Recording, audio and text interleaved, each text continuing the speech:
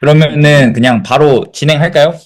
네. 네, 저희 그러면 백합의 아름다움부터 이제 읽어 나갈 건데 순서는 제가 그냥 보이는 순서대로 정하겠습니다. 네, 제가 먼저 읽고 그 다음에 현주 형제 읽으시고 그 다음에 현정자매 읽어주시고요. 네. 그 다음에 창호 목사님, 그 다음에 예진 자매, 그 다음에 신건임 목사님, 그 다음에 요한이 형 이렇게 읽어주시면 되겠습니다. 네, 그 읽는 분량은 어, 두 페이지? 두 페이지씩 읽고 만약에 마지막에 이제 그 문장이 이어지면은 그 문장까지 읽어주시면 됩니다. 네. 네, 그러면 저부터 바로 읽도록 하겠습니다. 44페이지입니다.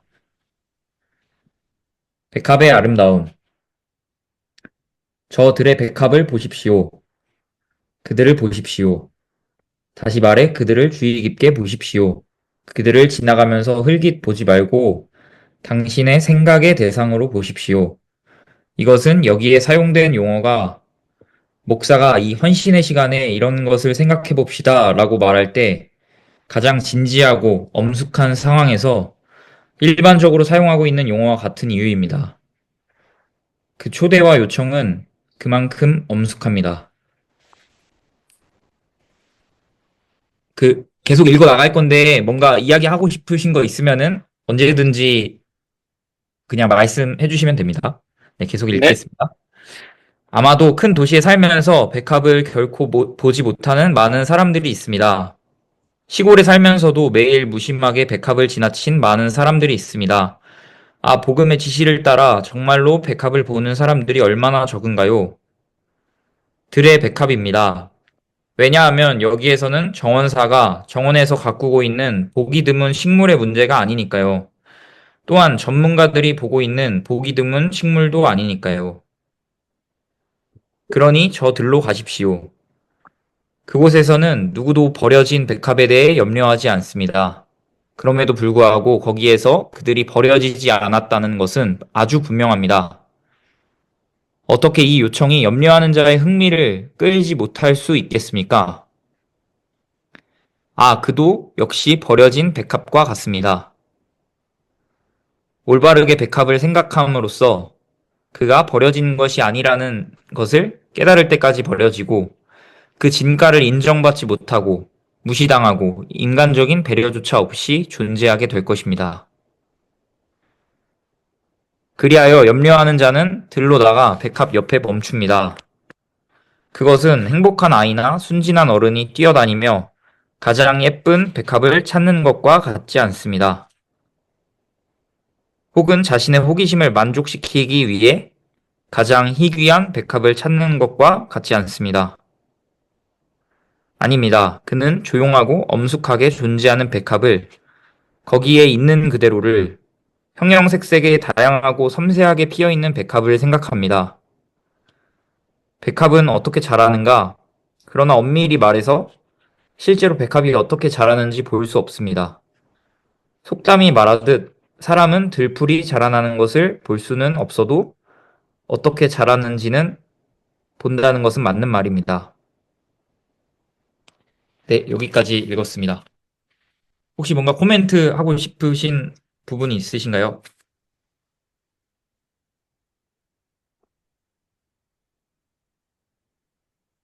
전 궁금한 게 그 45쪽 두 번째 문단에 그도 역시 버려진 백합과 같다는 게 그냥 일반적인 사람들을 지칭하는 건가요?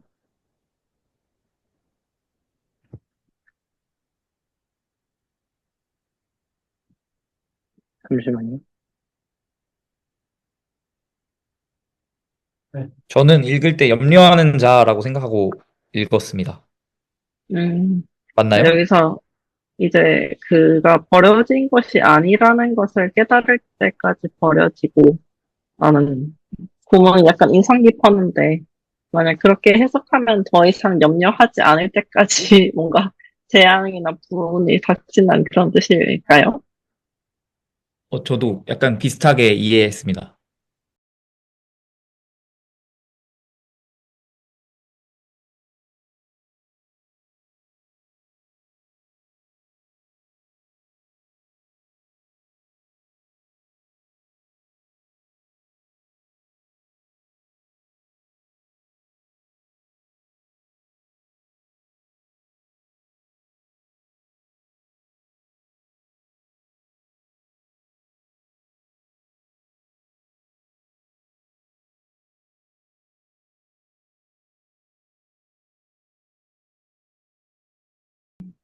맞아요.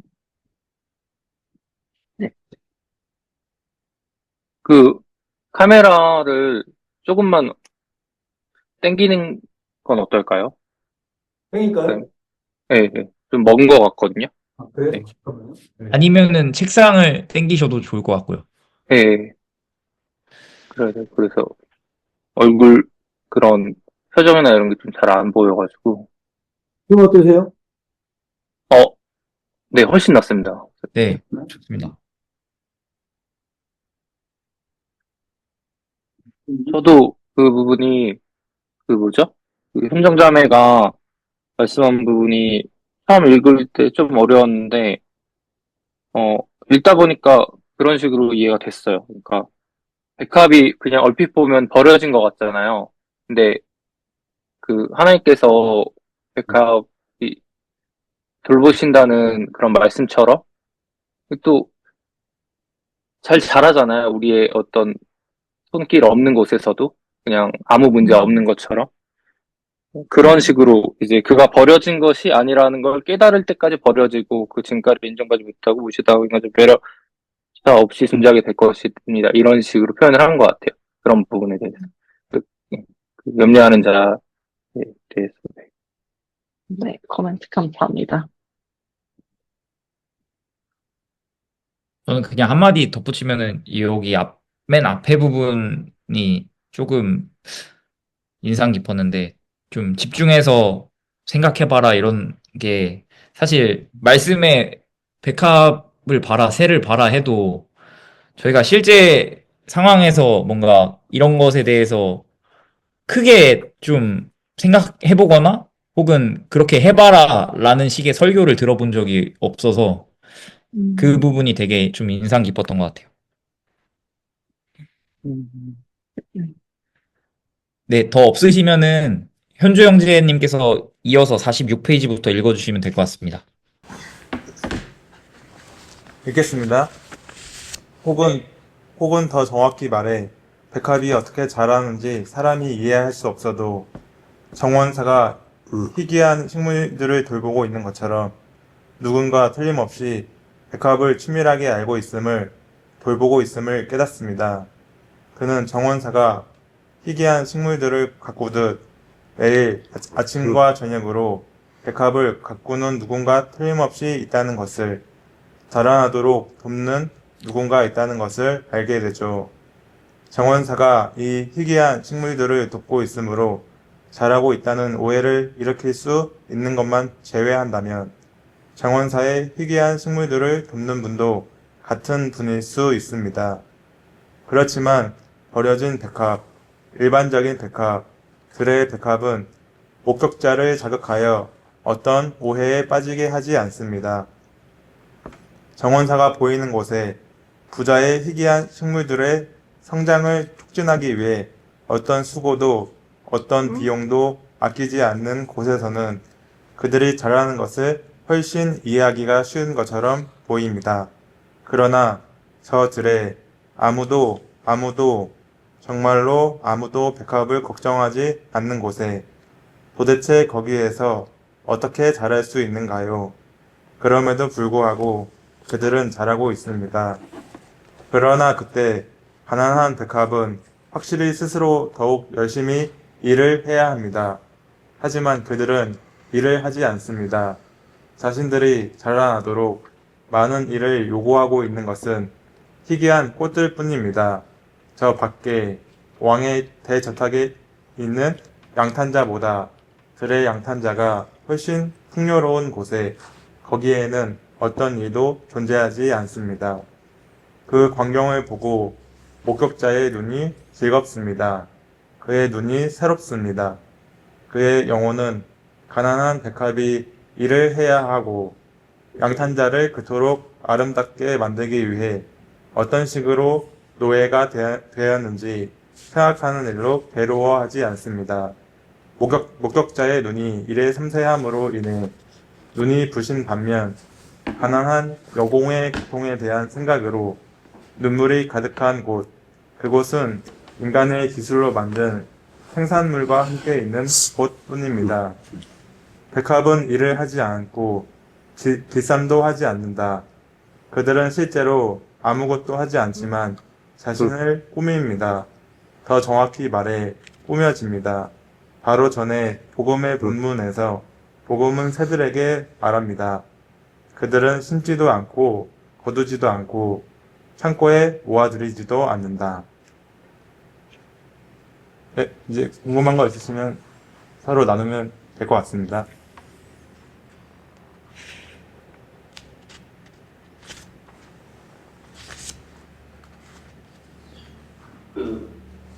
첫 번째 페이지에서 이제 정원사가 이 희귀한 식물을 돕고 있으므로 자라고 있다는 오해를 일으킬 수 있는 것만 제외한다면 정원사의 희귀한 식물을 돕는 분도 같은 분일 수 있습니다. 이거 혹시 뭐, 네, 혹시 어떤 뜻인지 이해되셨나요? 이거 이해했을 때 좀 재밌었는데.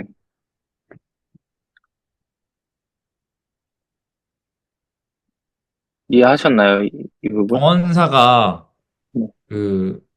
이 희귀한 식물을 돌보고 가꾼다고 하더라도 그쵸. 하나님께서 그 정원사가 돌보는 것과 무관하게 그쵸, 그쵸, 그쵸. 모든 들에 있든 뭐 왕궁이나 정원에 있든 그쵸. 하나님이 돌보신다. 약간 요거를 지적을 하는 부분인 것 같습니다. 그쵸. 그래서 오히려 그 왕국에 있는 식물들은 정원사가 돌보기 때문에 오해한다라는 표현한 거예요. 네네네. 그들이, 그러니까 정원사 때문에 잘하는 걸로. 근데 맞습니다. 사실은 뒤에서 보면은 돕는 분은 같은 분이라는 거죠. 그러니까 음. 왕국에 있는 식물도 하나님께서 기르시고 들에 있는 백합도 하나님께서 기르신다.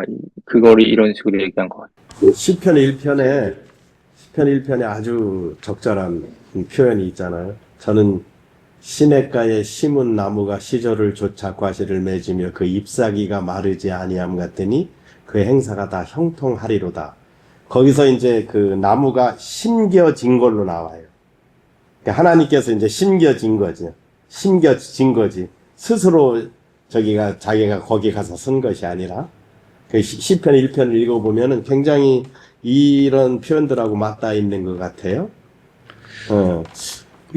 근데 여기서 더 중요한 표현이 사실 그 전에 이게 연관돼서 해석이 돼야 되는데 제가 봤을 때는 그게 뭐냐면 어떻게 자라나는지 볼 수가 없습니다.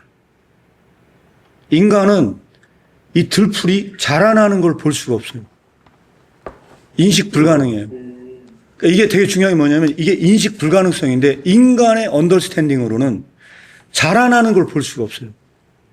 그 45페이지 맞습니다. 예, 이게 자라나는 걸 볼 수 없거든요. 그런데 잘하고 있어요. 그러니까 그 얘기는 무슨 얘기냐? 인간의 이 자라나는 건 인간의 이해로는 범접한 부분이지만 잘하고 있다는 거예요. 볼 수는 없으나 잘하고 있다는 거예요.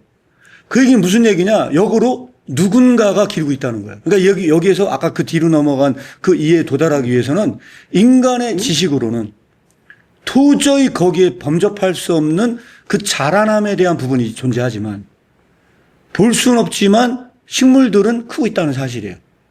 여기에서 그들은 버려진 게 아니고 누군가에 의해서 길러지고 있다는 사실에 대한 그 깨달음이 와야 되는데 근데 이게 안 온다는 거예요. 왜 안 오냐? 복음이 말한 대로 그거를 진짜로 보는 사람이 없어. 그러니까 그래서 옛날에 아이들 그 논술지도 하는데 그 시에 나온 시가 하나 있었거든. 수필인가에. 차를 타고 가면서는 안 보였던 게 차를 놓고 어느 날 걸어가는데 보이지 않는 풍경들이 보이기 시작하더라는 거죠.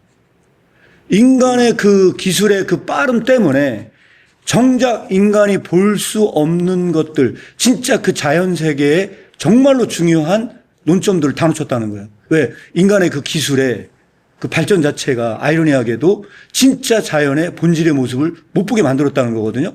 그러니까 여기에서 가장 중요한 게 그런 거거든요. 진짜 복음의 명령대로 그걸 보고 있는 사람은 정말로 희박하다. 그러나 그 희박한 것 속에서 이걸 진짜 본 사람은 어떻게 자라나는가 볼 수 없어도 이게 누가 이렇게 했는지에 대한 명확한 이 지식의 깨달음이 들어온다는 거거든요. 이게 이제 이 맥락상 여기까지가 읽혀져야 되는 부분이라고 저는 생각을 합니다.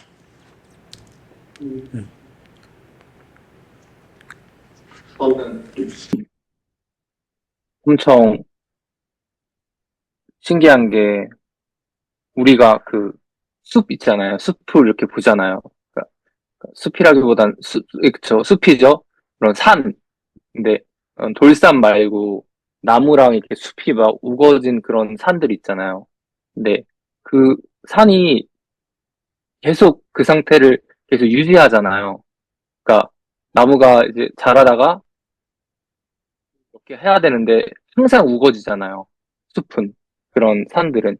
근데 그게 사람이 하는 게 아니거든요. 그게 다 그 바람이랑 곤충이 하는 겁니다. 그게 다. 그 씨 뿌리고 하는 거를 한 명도 관리를 안 해요. 하는. 근데 계속 울창한 거예요. 계속 유지가 되는 거예요. 그런 거 보면 저는 진짜 신을 그냥 안 믿을 수가 없는데 그런 부분도 되게 생각이 나는 것 같아요.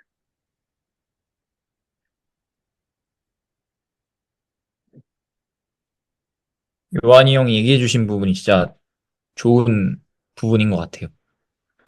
그 하나님의 돌보심을 묵상하는 게.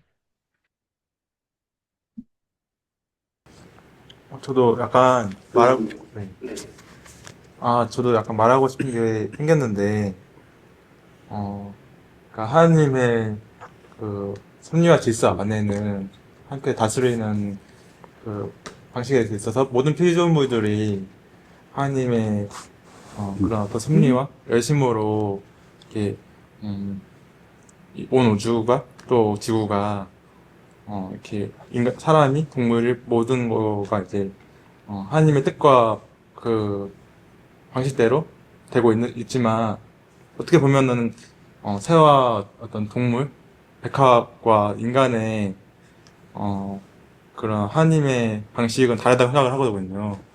정말 새와 백합은 자연 질서 안에서 정말 어떻게 보면 본능대로 움직이고 그런 어떤 번식 또 먹고 사는 것에 있어서 뭐 새는 먹이를 먹으러 가는 게 일상이고 그 백합은 어떻게 보면 자연 광선을 받아서 광합성을 하면서 살아가고 곤충들이 그 밑에 흙을 또 그 영양분을 잘 할 수 있게 도와주는 그런 삶이라면 인간은 다른 사람과 함께 창조하신 다른 형상을 보고 또 그 말씀처럼 내 몸과 같이 예수 사랑해라는 그 말씀처럼 그런 어떤 공동체 안에서 하나님의 질서로 살아가는 것에 있어서 다르다고 생각을 하거든요.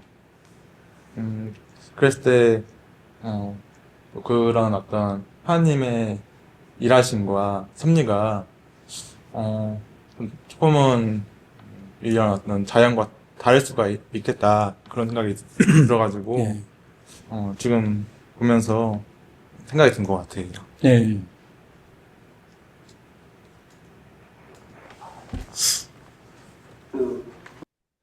그 다음 부분서부터 보면은 그 현정자매님 읽어주시면 될 것 같아요.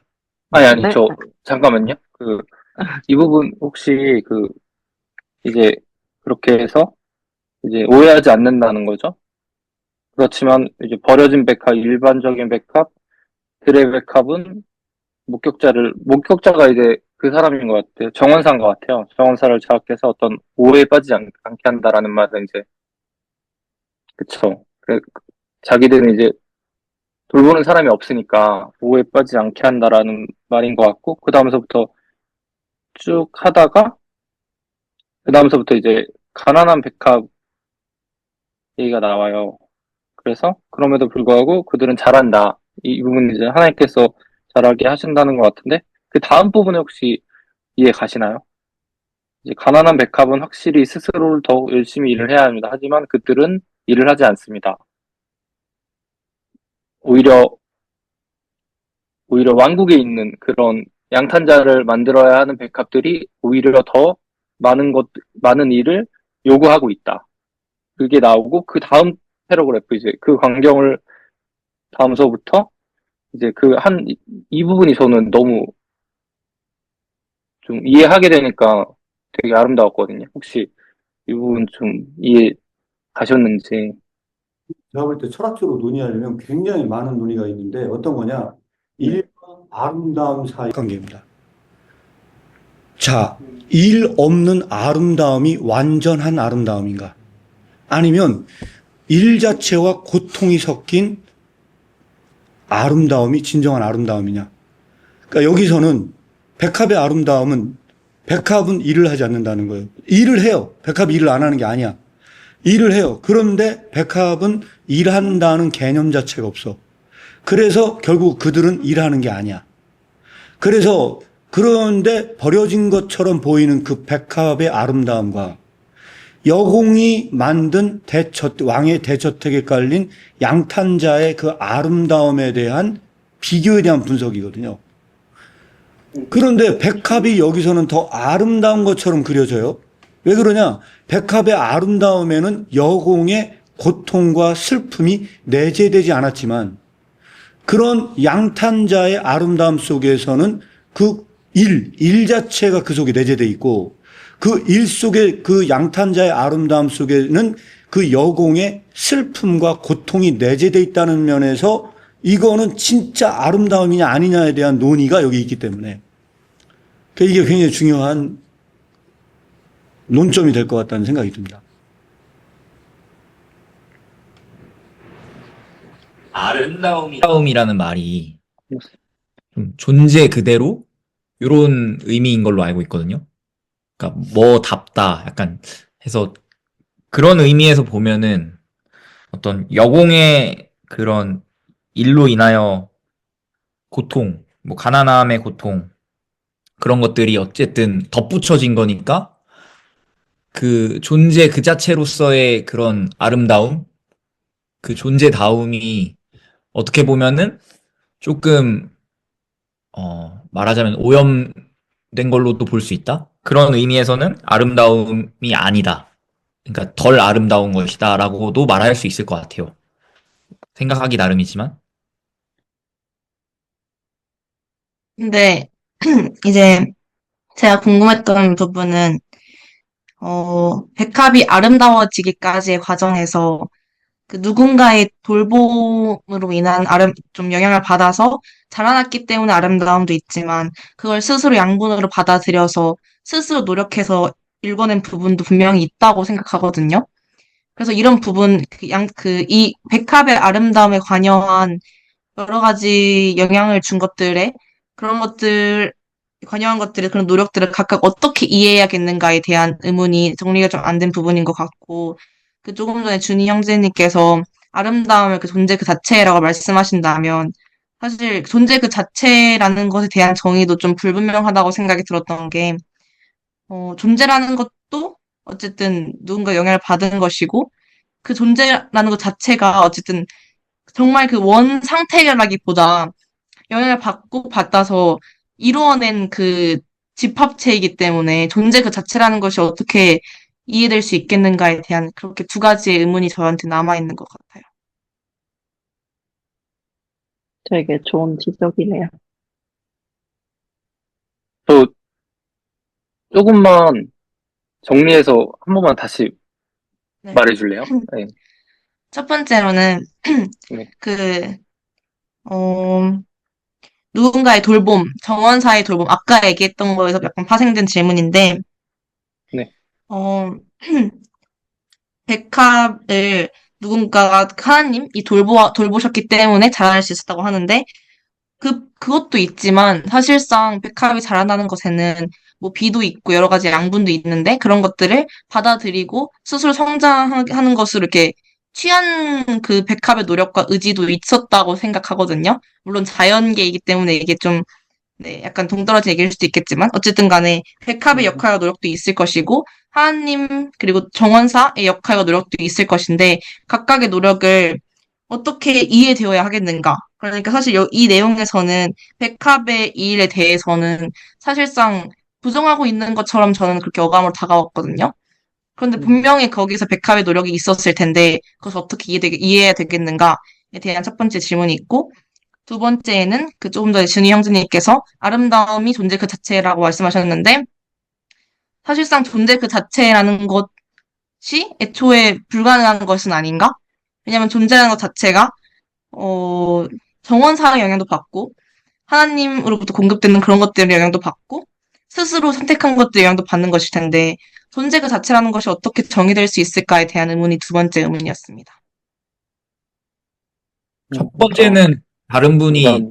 대답을 해주시고, 두 번째에 대해서는 제가 한 가지 이제 이야기를 드릴 수 있을 것 같은데, 물론 이제 철학적으로 논의를 하자면 존재 자체가 뭐냐 하면은 너무 좀 깊어질 것 같아요. 근데 그냥 한 가지, 생각해 봤을 때, 어, 그러니까 어떤 존재가 존재로서 계속 될 수 있기 위해서 그 필요성을 생각할 수 있을 것 같아요. 근데 예를 들어서 정원사가 뭔가 돌보고 하는 그런 것들은 뭔가 필요를 공급받는다기보다는 추가적으로 뭔가 더 외부적인 그런 영향을 받는 거라고 볼 수 있잖아요.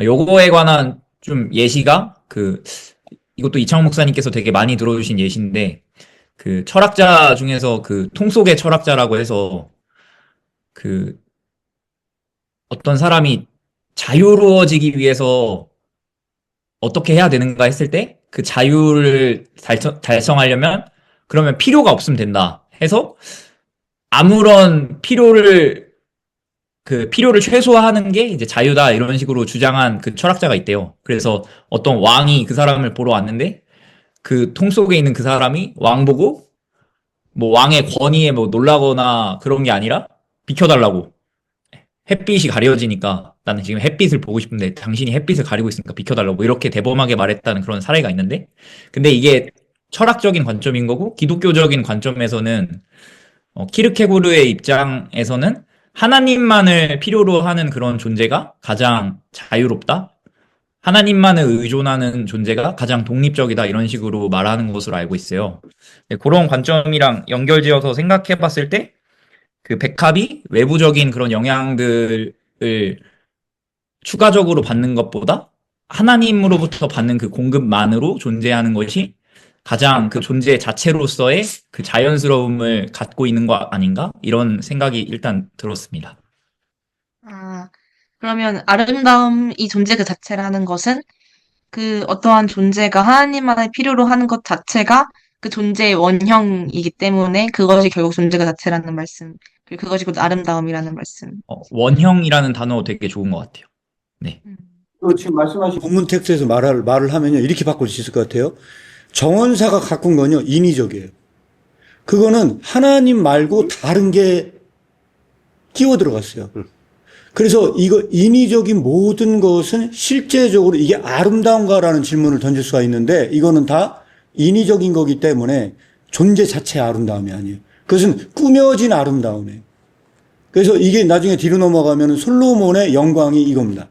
솔로몬의 영광은 존재 자체의 아름다움이라기보다는 외재적으로 꾸며진 아름다움이기 때문에 문제가 있다고 이거를 해석을 하면 좋을 것 같고요. 첫 번째 돌봄에 대한 거는 이거는 굉장히 중요한 측면이 하나가 있습니다. 이건 별표를 쳐야 되는 부분들이 하나가 있는데, 그건 뭐냐, 백합의 노력이 있는 건 사실입니다. 백합의 노력이 있는 건 사실이고 이거를 거부할 수는 없어요.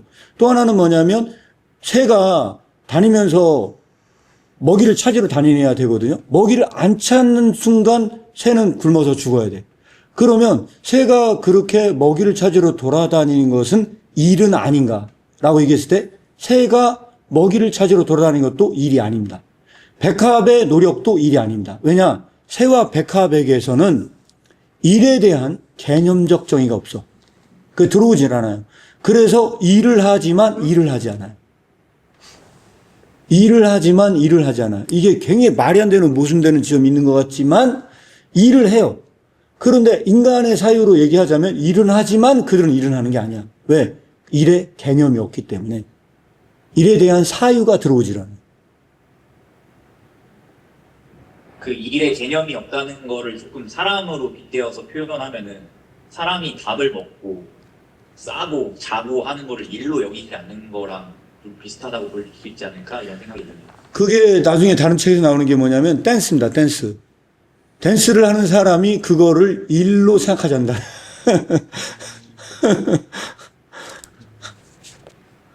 땀을 흘리고 있어요. 그래서 댄스하는 사람이 막 땀을 뻘뻘 흘리거든요. 그 땀을 뻘뻘 흘리면서 아니 지금 왜 일을 하고 있냐고 얘기를 하면 자기 일이라고 생각하지 않는다는 거예요. 그거를.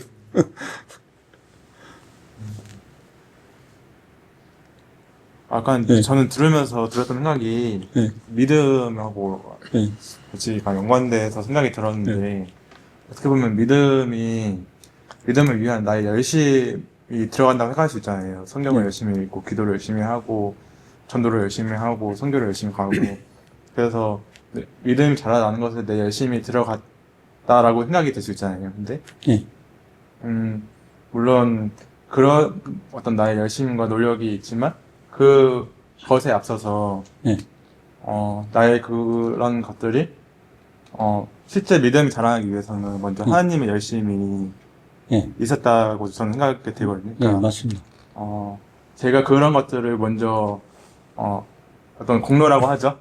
그 기독교 안에서는 네. 그런 것들을 얘기하기 전에 믿음을 그렇게 얘기를 하면은 믿음을 위해서 내가 믿음이 자라나기 위해 노력을 했다라고 되는 거잖아요. 네. 하지만 그 믿음이 자라나는 과정을 돌아보면 하나님께서 네. 처음부터 끝까지 믿음이 생기게 하시고 믿음이 성화 과정에 되게 하시고 믿음을 끝까지 인도하시는 거잖아요. 네. 그런 측면에서 본다면 나의 것들을 온전히 내 어떤 소유나 네. 나의 노력으로 얘기하기에는 감히 얘기할 수 없는 그런 측면도 있는 것 같아요. 지금 굉장히 중요한 얘기 했어요. 사실은요. 이거를 이렇게 설명하면 어떨 것 같아요? 자, 한번 제 얘기 들어볼게요. 백합은 일을 하지만 일의 개념이 없어서 일을 하지 않잖아요. 자, 아까 믿음은 노력이 들어간다고 그랬잖아요. 그런데 여기서 누가 달라스 윌라드가 무슨 얘기냐 이런 얘기를 했어요. 노력은 은혜에 반대되지 않는다. 그럼 노력이 은혜에 반대되지 않게 해서 인간이 어떻게 해야 되느냐? 수많은 노력을 다해요. 그런데 수많은 노력을 다 하거든요. 그런데 백합처럼 되면 돼요. 자, 여기서 중요한 뭐냐면 내가 일을 했어요. 인간은 일의 개념이 있어. 그런데 그 많은 노력을 하고 나서 이거를 내가 노력해서가 아니고 하나님께서 하셨다 하는 그 순간 그는 일을 했지만 일하지 않은 백합처럼 됐을 때, 그래서 그가 일하지 않은 백합처럼 됐을 때 그는 아름다워져요. 백합처럼 아름다워져. 이 맥락상은 그 부분이 여기에 숨어 있어요. 네. 그 무화 개념이랑 비슷한 것 같아요. 네. 일을 최대한 내가 할 수 있는 최선을 다한 후에 마치 아무 일도 안 한 것처럼 되어지는 게 그게 이제 우리 존재로서의 그 아름다움을 회복하는 네. 그거에 대해서 맞습니다. 것 같아요. 정확하게 얘기한 겁니다. 이걸 좀 더 철학적으로 얘기하잖아요. 무로부터 시작해요. 모든 창조는 무로부터의 창조야. 그런데 수많은 노력을 하고 다시 그 끝에 무가 돼. 안 한 게 아니거든요. 굉장히 많은 걸 했거든요. 그런데 맨 마지막 단계에서 다시 무가 돼. 그때 그는 백합처럼 되는 거예요. 이거를 문학적으로 얘기하면 그는 백합이 된 거예요. 그때 그는 아름다워져요. 그렇게 설명할 수 있을 것 같아요. 그 말씀을 들으니까 그 구절에서 생각나네요. 타락 이후에 네. 네. 그 일을 해야 되고 아담은 네. 하와는 실천의 고통이 생기고 네. 그렇지만 네. 그 고통 네. 과정에서 일을 하지만 네. 그럼에도 네. 하나님께서 주신 그 모든 것에 대해서 네. 은혜로 네. 받아들이는. 네, 맞습니다. 그 은혜는 기독교의 본질적인 것이 있는데, 제가 우리 단톡방에 공유했잖아요. 청년방에 그거 영상, 그 형제가, 그래서 제가 그걸 좀 봤거든요. 그래가지고 누구죠? 유익남이 기독교인 됐다고. 그래서 제가 그거 봤거든요. 근데 그 유익남이 나중에 뒤 방송 뭐 하는 거 잠깐 봤거든요. 근데 무슨 얘기를 하냐면, PC가 있대, PC. 일단 PC가 뭔지 몰랐는데, 폴리티컬 코렉트니스인가 해가지고 정치적 올바름이라고 해석을 하더라고요. 근데 정치적 올바름이 문제가 있대요. 이 사람들 주장. 그러니까 그 젊은 사람들끼리 그런 논의가 있나 봐요. 정치적 올바름의 가장 큰 문제는 뭐냐면, 거긴 항상 내가 있대요. 정치 올바름을 주장하는 사람들에는요, 항상 뭐냐, 내가 그 올바름을 실현했다는 항상 자기의 존재를 부각시키는 문제가 남는다는 거예요. 이게 기독교와 다른 점이라는 거예요. 근데 오늘 이게 지금 우리가 이 논의는, 이 백합의 아름다움을 회복한다는 이 논의는요, 일하지 않는 것처럼 존재하는 거예요. 그 정도로 nothing으로 남는 건데, 그 논의가 여기 이제 뒤로 쭉 흘러가다 보면은 이 논의가 궁극적으로 남아서 이건 서론에 해당되는 거기 때문에 여기 나오진 않지만 이제 이후에는 더 부각돼서 나타납니다. 사실. 네, 그런 어떤 파생적인 이런 부분은 뒤에 가서 아마 잘 설명해 줄 것 같아요. 왜냐면 이쪽에서 뭐 백합이 뭐 아무런 뭐 노력도 안 하는 거냐, 이런 부분들에서는 키르케고르가 뒤에 부분에 가서 얘기를 해줄 것 같은데, 이제 그냥 텍스트 자체만 좀 이해해보고 넘어가려고 한다면은, 그러니까 제가 이해하기로는 이게 이제 맞는지 아닌지 좀 말씀을 해주세요. 그러니까 이렇게 지금 가난한 백합, 뭐 버려진 백합, 일반적인 백합, 들의 백합들과 왕중의 정원사가 돌보는 꽃들, 식물들, 그런 백합들과 배치시켜 놓는 것 같아요. 제가 보기에는. 그리고 이런 가난한 백합, 아무도 돌보지 않는 이런 백합들은 이제 하나님께서 돌보시고 오해하지 않는다. 정원사가 없기 때문에. 그리고 그들은 섬세하다. 근데 이렇게 왕중의 정원사가 돌보는 백합들은 이들이 이제 노예라고 까는 것 같거든요. 이쪽에서 보면은 뭐라고 나와 있냐면요. 그의 영혼은 가난한 백합이 일을 해야 하고 양탄자를 그토록 아름답게 만들기 위해 어떤 식으로 노예가 되었는지 생각하는 일로 괴로워하지 않습니다라는 이 부분에서 저는 이 백합들, 왕실에서 어떤 양탄자로 어떤 거를 가공하기 위해서 만들어지는 이 백합들이 노예라고 까는 것 같아요. 그리고 나서 이제 그 다음 문장에 보면은 목격자의 눈이 일의 섬세함으로 인해 눈이 부신 반면, 이건 이제 눈이 부신 게 가난한 백합들이죠. 들의 백합들이고, 하지만 이제 가난한 여공의 고통에 대한 생각으로 눈물이 가득한 곳, 그곳은 인간의 기술들로 만든 생산물과 함께 있는 곳뿐입니다. 그래서 이거를 또 이런 식으로 까는 것 같아요. 이 왕실에 있는 백합들, 어떤 인간들이 이제 인위적으로 무언가를 만들기 위해서 이게 이제 가난한 여공의 고통으로 가득하다, 이것이. 맞죠? 이거 이렇게 배치시킨 거죠? 지금 케르케고르가. 맞습니까, 목사님? 지금 잘 분석을 하신 것 같고, 이걸 조금 더 어렵게 말씀을 드리면 이렇게 말씀드릴 수 있을 것 같아요. 모든 지식은요, 무지에서 지를 지향하고 있어요. 그냥 처음에 몰라. 모르는데 우리가 알고자 해요. 그래서 알물 지향하고 있거든요. 그런데 이 텍스트의 가장 큰 특징은 곰곰이 생각해 보세요. 알물 지향하고 있는 게 아니고요. 원래는 알았는데 안 게 무지를 향하고 있어요. 거꾸로 가요. 무지가 알물 지향하고 있다면 이 하나님 앞에 선 지식은 그 지가 무지해졌을 때 아름다워져요. 거꾸로 가는 거예요. 좀 어렵게 제가 설명을 드렸는데 왜 그러냐? 백합은 무지하거든요. 노예나 이런 거에서 무지하거든요. 아무것도 모르거든요. 근데 백합은 원래 무지해. 원래 없어. 그 생각 자체가 없어요. 그래서 여기서는 뭘 생각하는 거냐? 인간은 그렇지 않거든요. 괴로움이 뭔지 알고 노예가 뭔지 알아요. 근데 그가 그 상태에서, 아는 상태에서 백합처럼 무지해질 때 그는 완전해져. 알물 향해 가는 게 아니고 모름을 향해 가. 무지해졌을 때 더 아름다워지는 거예요.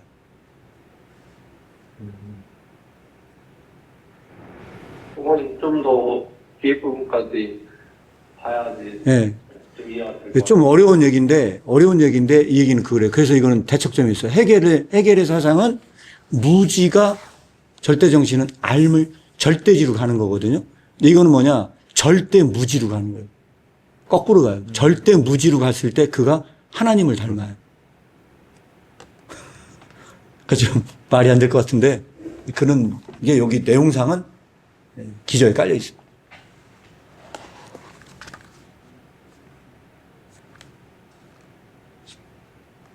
네, 그럼 다음 어떻게 할까요? 예. 가요? 네.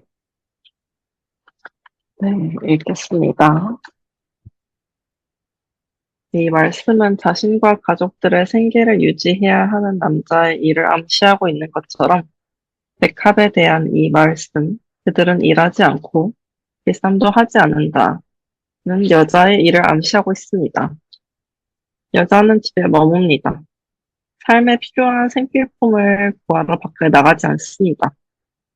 그녀는 집에 머물러 바느질과 길쌈을 하며 모든 것들을 가능하면 잘 정돈될 수 있도록 힘씁니다. 매일의 일과 부지런한 수고는 거의 대부분 꾸미는 일과 밀접한 관련이 있습니다. 백합도 마찬가지입니다. 백합은 집에 머물며 그 장소를 떠나지 않습니다. 그러나 백합은 일하지 않습니다. 일상도 하지 않습니다. 백합은 자신을 꾸밀 뿐입니다. 더 정확하게 말해 꾸며질 뿐입니다. 만약 백합이 어떤 염려가 있다면 그것은 생계에 대한 것은 아닙니다. 생계에 대한 걱정은 새가 갖고 있는 것처럼 보입니다. 왜냐하면 새는 널리 날아가서 양식을 모으고 있기 때문입니다. 그러나 백합의 염려는 여성적인 것입니다. 곧 백합의 염려는 자신이 정말로 아름다운지, 자신이 잘 꾸며졌는지에 대한 것입니다. 그러나 백합은 그런 염려 없이 존재합니다. 백합이 꾸며져 있다는 것, 그것은 확실합니다. 진실로 목격자가 가만히 있을 수 없습니다. 그는 허리를 굽혀 특별한 백합에게 향합니다. 자신이 찾은 첫 번째 백합에게 말합니다. 내가 너에게 말한다. 솔로몬의 모든 영광으로도 입은 것이 이 꽃 하나 같지 못하구나. 그는 가까이 백합을 살핍니다. 그의 마음이 인간의 마음이 할 수 있는 한 요동친다면, 그의 심장이 인간의 심장이 뛸 수 있는 한 격렬하다면, 그는 이 백합을 보기 위해 완전히 잠잠해집니다. 더욱 가깝게 볼수록 그는 이 백합의 아름다움과 동창적인 형태에 더욱 놀랍니다. 더욱 가깝게 조사할수록 결점과 불완전함을 발견하는 것은 인간의 기술로 만든 생산물뿐입니다. 당신이 정교한 돋보기를 사용하여 시력을 날카롭게 한다면 심지어 가장 섬세한 인간의 주단에서도 조잡한 실들을 보게 될 것입니다. 인간이 자랑스러워했던 그 발명이 인간을 망신시키려는 것처럼 보입니다. 네.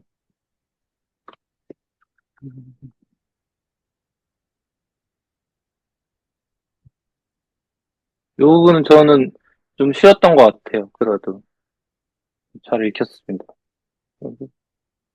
이게 어떤 당시 시대적인 상황에서 얘기를 하는 거죠. 그러니까 여성의 어떤 일이라는 게 예. 그 당시 시대 상황에서 가정에 집중하던 여성의 그 생활상을 빗대어서 말을 한 거. 그런 거일 수도 있고요. 그냥 여기 성서에 나오는 그러니까 백합과 새를 구분하거든요. 네네. 새는 여성의 일, 새는 남성의 일, 백합은 여성의 일로 킬케어는 약간 구분해가지고 요걸 이제 그런 맥락에서 설명을 하려고 하는 것 같아요. 근데 여기에도 아이러니가 있는 거 보이시죠? 아이러니? 네. 어디에 아이러니가 있죠? 새는 킬케어 읽으면 들으신 분 어디에 아이러니가 있어요? 아이러니 있잖아요. 그 검정색 글씨 말씀하시는 건지. 아니요, 여기 그 상황상 아이러니가 여기 내재된 게 있는데. 자랑스러웠던 발명이 인간을 망신시키려는 맞습니다. 인간의 기술이 인간을 망신시키려고 존재하고 있어요. 그러니까 인간의 기술이 인간의 아름다움이 얼마나 조잡한지를 입증해내요. 아이러니거든요, 이게. 상황의 아이러니. 인간의 기술 자체가 인간의 반역해서 존재하고 있어요. 네. 아름답지 않다는 걸 인간의 기술이 입증하기 위해서 존재하는 것처럼 보여져. 아이러니입니다, 여기가.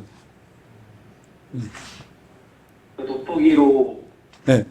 어떤 결정을 봐야 하는데 이제 인간의 기술을 그러니까 인간의 기술이 아니라 백합을 볼 때는 결정 오히려 그 아름다움만 발견할 수 있다는 거죠. 그렇죠. 점점 더 그 섬세함에 놀란다는 거예요. 이 자연의 아름다움에서는 더 놀랄 수밖에 없다는 거죠. 이 인간의 기술 자체가 그거를 입증을 하는데 쓰이는 반면 그렇게 아름다운 것처럼 보이는 그 양탄자도 인간의 기술력으로 만든 그 돋보기를 들이대는 그 순간 정말 조잡함을 입증할 수밖에 없는 이 아이러니.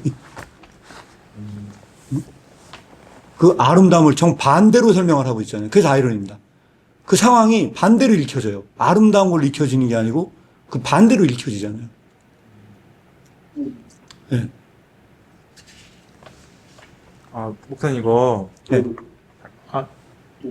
형님 혹시 먼저 저는 그 일tam적인데 그 아, 모기 혹시 확대한 거 보신 분 있나요? 봤어.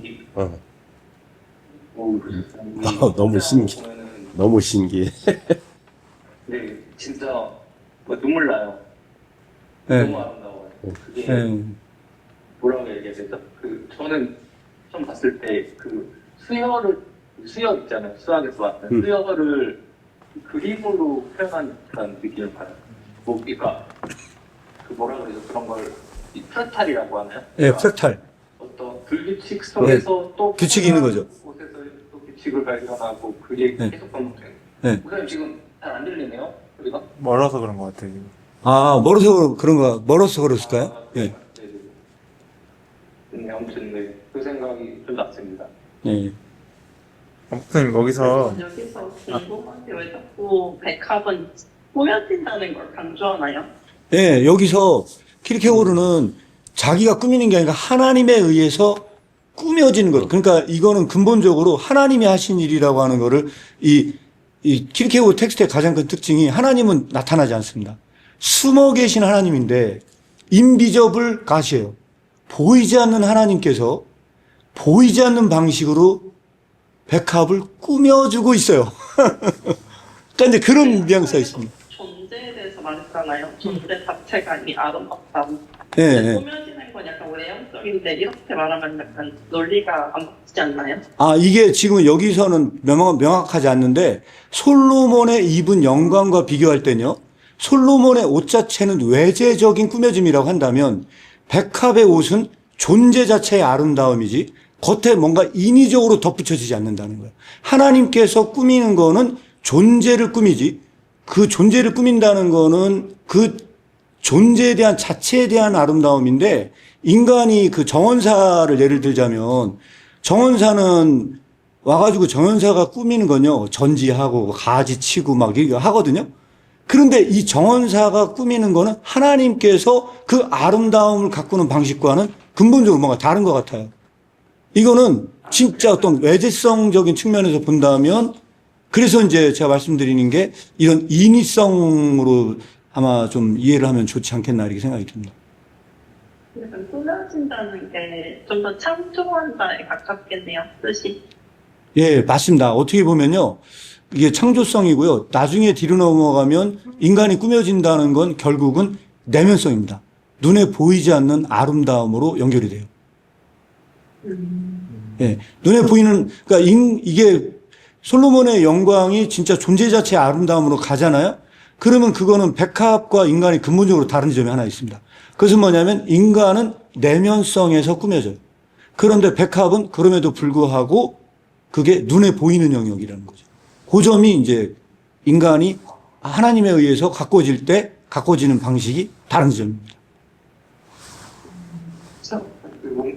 그 뭔가 방금 전에 생각난 건데 예를 들면 인간이 이렇게 해서 뭐 여공들이 해가지고 이런 실을 해가지고 뭐 예쁜 옷을 만들잖아요. 예를 들면 뭐 솔로몬의 옷 같은 것도 그렇고 근데 옷은 어떻게 보면은 나랑 옷을 분리할 수가 있잖아요.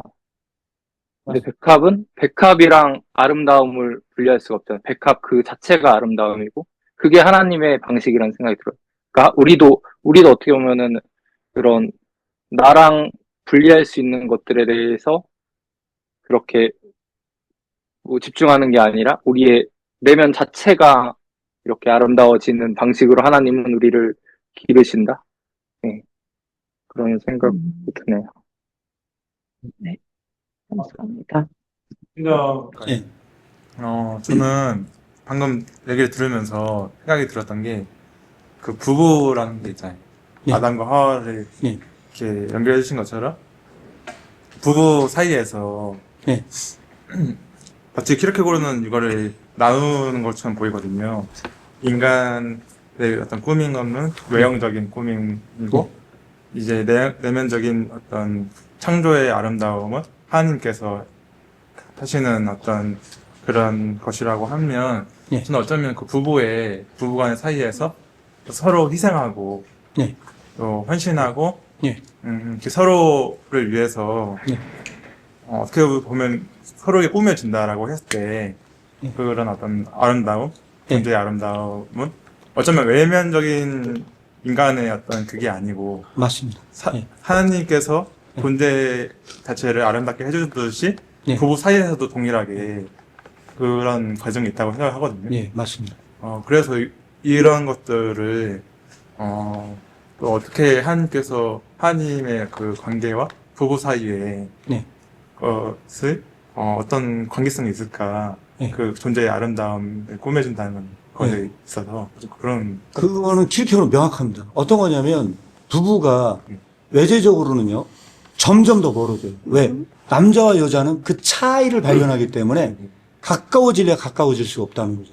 그래서 살면 살수록 점점 더 그 간극이 멀어지고, 아무리 좁히려 하더라도 그 차이 때문에 궁극적으로 그게 가까워질 수 없다고 얘기를 해요.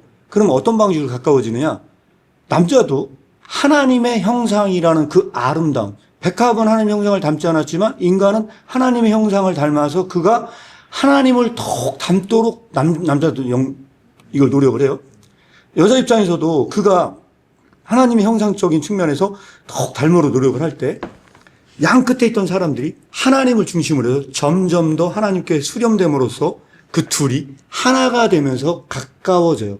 그게 멀음과 가까워짐의 그 관계성에서 그 가까움을 유도하는 것은 오직 하나님 한 분께서 하시는 일이라는 거예요. 좀 이해가 설명이 되는지는 모르겠으나 하나님을 제외하고선 그 간극이 좁혀지기가 쉽지가 않답니다.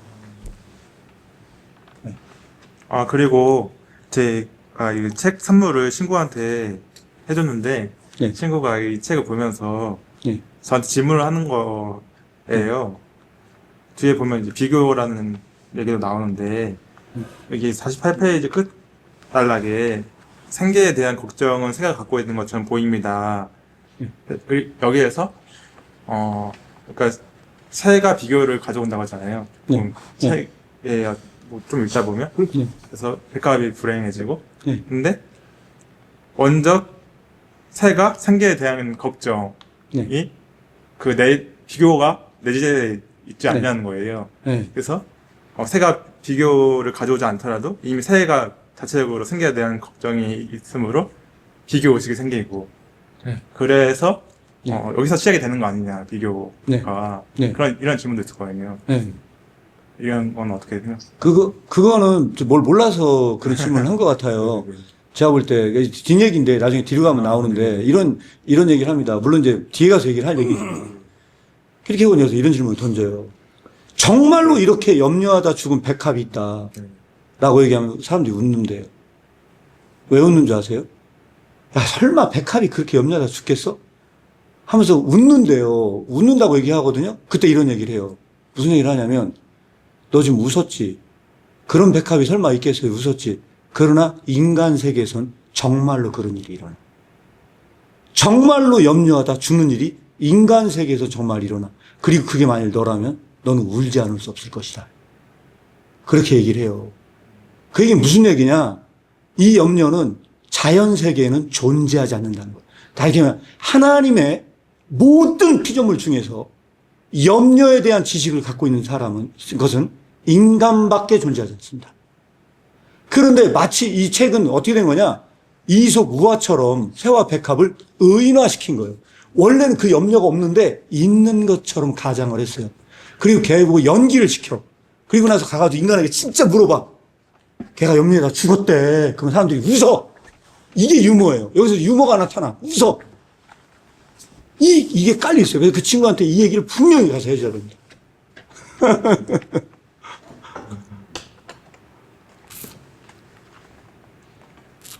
아, 그러니까 이제 해볼까요? 네. 네. 그 다음에 창호 목사님이 읽어주시면 됩니다. 아, 예, 알겠습니다. 50페이지 있습니다. 예, 왜냐하면 인간이 대상물을 확대하기 위해 인공 렌즈로 돋보기 만드는 법을 배웠을 때 그는 돋보기의 도움으로 심지어 가장 섬세한 인간의 일이 얼마나 조잡하고 불완전한지 발견하기 때문입니다. 그러나 인간은 인간을 망신시켰던 그 발견이 하나님께 영광이 되었습니다. 돋보기의 도움으로 누구도 백합이 덜 아름답거나 덜 독창적이었다는 것을 발견하지 못했으니까요. 이와는 반대로 돋보기는 백합이 얼마나 아름답고 얼마나 독창적인지를 입증한 것이죠. 진실로 모든 발견이 하나님께 영광이 되듯 이 발견 역시 하나님께 영광이 되었습니다.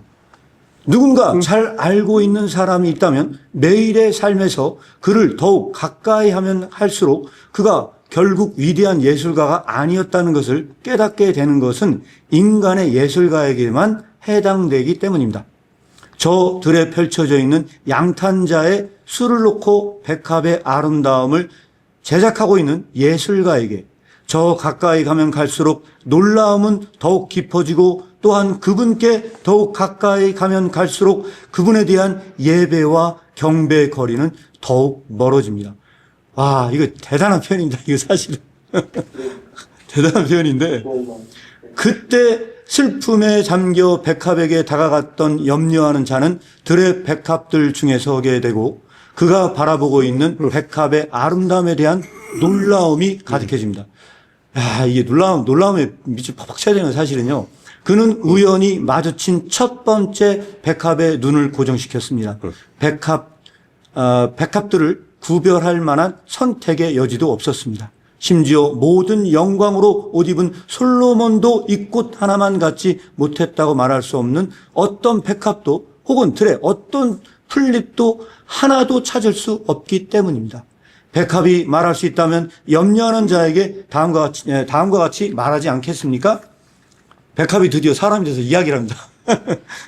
당신은 도대체 무엇 때문에 나에 대해 놀라움으로 가득한지요? 사람인 것이 그렇게 아름다운 것 아닌가요?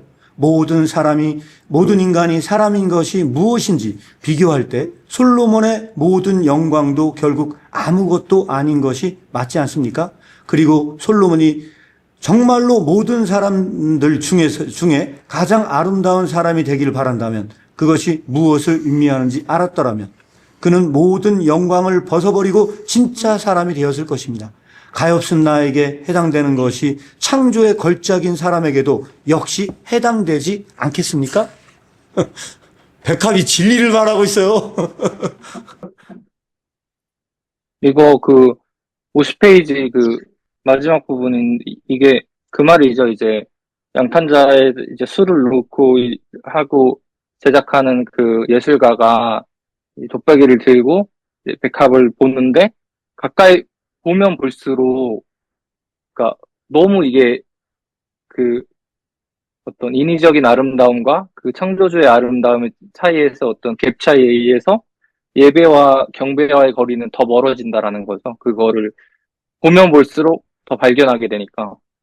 볼수록 완전하신 그 창조자의 그 능력과 내 자신의 그 기술력, 인간의 기술력은 얼마나 초라한지 그 간극은 점점 더 멀어져서 무한한 거리를 인식해. 무한한 거리. 그래서 내가 얼마나 하나님과 나 사이에 무한한 거리가 있는지를 인간의 기술력이 그걸 밝혀내. 완전한 아이, 절대적 아이는. 이거를 그러네요. 이쪽으로 표현한 거라고 보시면 됩니다.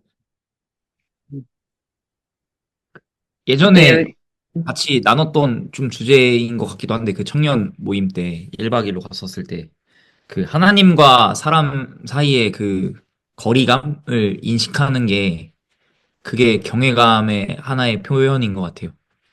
저도 이 부분 들으면서 너무 감동적이었습니다.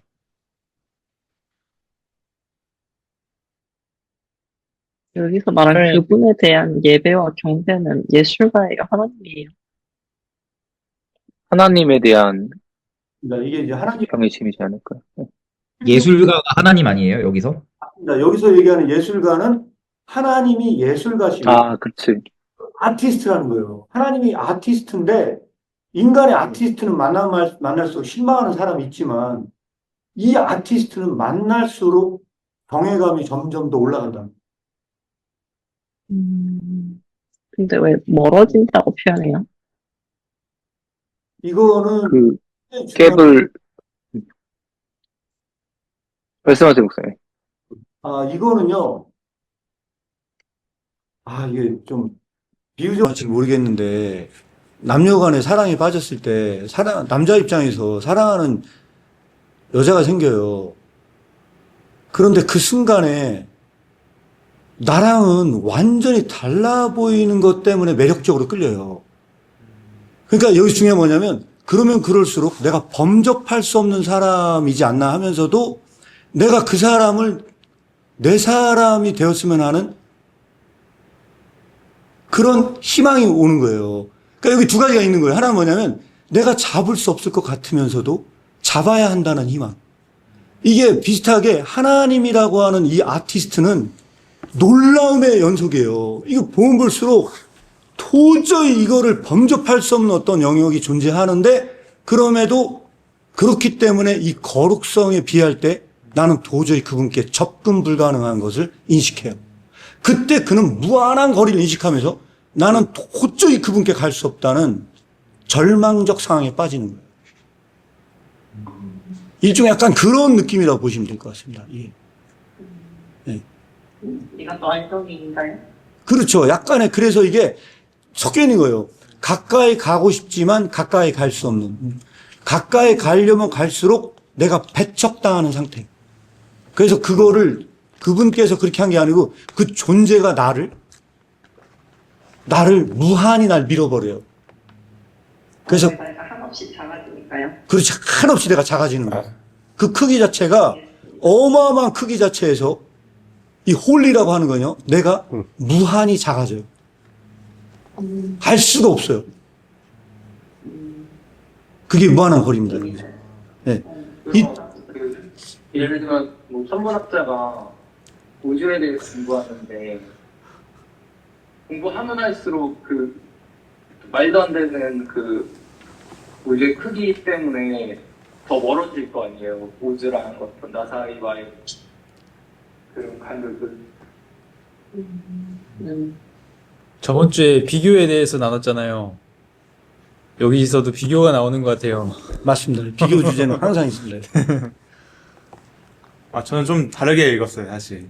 예. 약간, 그러니까 하나님과 관계 안에서 온전하게 하나님을 볼 수 있는데, 학자처럼 네. 하나님을 분석하고, 연구하고, 세밀하게 들어갈수록 네. 예배와 경배의 거리는 멀어진다. 약간 저는 그렇게 읽었거든요. 네.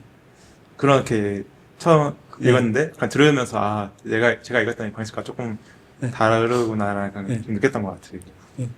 이게 사실은 굉장히 절망적 상태를 얘기하는 겁니다. 이게 놀라움입니다. 그래서 이거를 부가적인 설명을 드리자면 철학의 방법론의 가장 중요한 방법론 중에 하나가 에피쿠로스의 방법이 뭐냐? 놀라지 않는 일로 시작하는 겁니다. 항상 궁극적으로 놀라지 않아요. 우리가 이 모든 거 놀라는 이유는 몰라서 놀라는 것 뿐이야. 알게 되면 모든 신비는 없어. 놀랄 필요가 없어. 그래서 철학의 궁극적인 목표는 놀라지 않는 걸로 끝나요. 그런데 기독교는 달라요. 놀라움으로 시작해요. 놀라움으로 시작해. 점점 더 이게 알아갈수록 놀라워져요. 어마어마함에 놀라요. 네. 이거 약간 조금 지금 예. 말하는 거랑 다를 수 있는데 예. 저는 성경에 둘 다 있다고 생각을 했거든요. 예. 놀라는 것과 놀라지 않는 것. 예. 하나님께서 구약에 보면 놀라지 말라 예. 이런 말 많이 하시잖아요. 예. 전쟁을 하는 예. 그 이스라엘에 놀라지 마라 이런 말씀도 하시고. 근데 그 놀라지 말라는요, 하나님을 향한 놀라움이거든요. 외재적 세계에 대해서 놀라지 말라. 너는 그 외재적인 게 너를 두렵고 떨게 할지라도 넌 놀라지 말라. 왜? 넌 내가 함께하고 있잖아. 그래서 그 외재성과 내재성으로 구분해서 생각하는 게 제가 볼 때 헷갈리지 않을 만한 요소들이 존재하고요. 여호와를 경외하는 게 지혜의 시작이라고 하는 건 그 경외 자체가 놀라움이라는 거예요. 그러면 자, 여기서 중요한 건 여호와에 대한 경외가 지혜의 시작이라고 하는 건 놀라움이 지혜의 시작이다. 기독교는 그 놀라는 일로 시작했을 때만 그 신앙의 진짜 본질을 찾을 수 있다. 아, 예. 네. 그렇게 보시면 맞을 것 같습니다. 목사님, 제가 네. 그 53초까지 하려고 했는데 지금 시간이 돼가지고 네 오늘은 네 먼저 나가봐야 될 것 같습니다. 아, 예, 예, 알겠습니다. 근데 네 알겠습니다. 그 오늘 다 하실 건가요? 67페이지까지? 오늘 53페이지까지는 해야 되지 않을까? 아무리 못해도. 그럼 제가 그 뒷부분은 그냥 이걸로 영상 올려주시면 그걸 확인하도록 하겠습니다. 네. 네 감사합니다. 아, 예, 예. 근데 참여 감사합니다. 나중에 뵙겠습니다, 요한용. 네 감사합니다. 수고하셨어요. 네 나중에 뵐게요. 네. 그러면 52페이지, 53페이지 예진자매님이 읽어주시면 감사하겠습니다.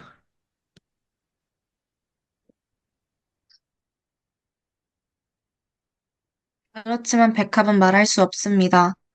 그녀가 말할 수 없기 때문에 거기에는 완전한 침묵이 있고 누구도 존재할 수 없기 때문에 바로 그런 이유로 염려한 자가 말을 하고 있다면 그가 백합과 이야기를 나눈다면 그는 자신과 대화를 나누고 있는 상황에 있습니다.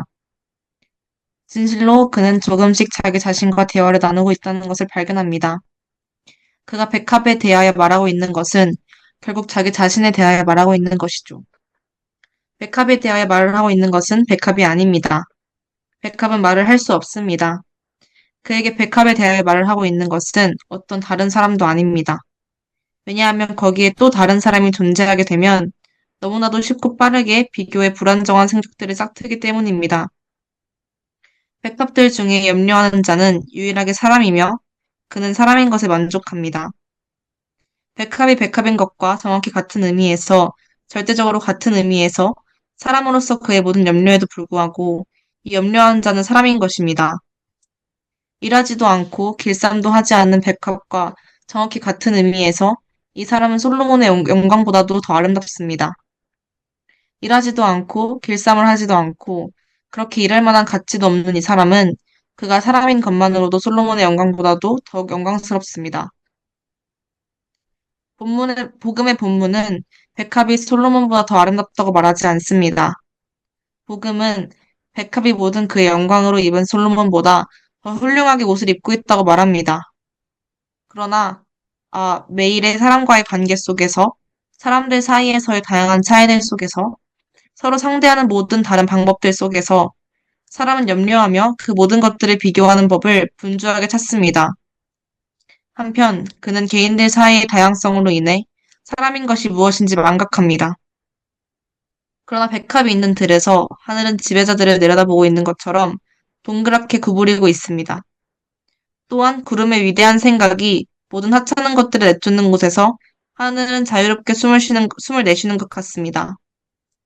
거기에서 염려하는 자는 유일하게 사람이고 어떤 다른 사람에게도 배울 수 없는 것을 백합에게 배웁니다.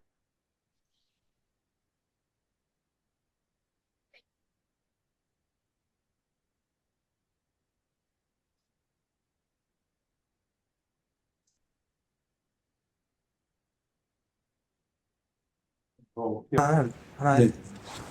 여기, 제가 무슨 말하는 게, 이 텍스트 학원은 맞지 않을 수도 있어요. 예. 53페이지에 두 번째 달라 끝 페이지에, 한편 그는 개인들 사이의 다양성으로 인해 사람인 것이 무엇인지 망각합니다. 이게 있잖아요. 예. 저는 다양성이라는 그 주제로 어떻게 보면 그 마태마가 누가 요한 복음에서 예.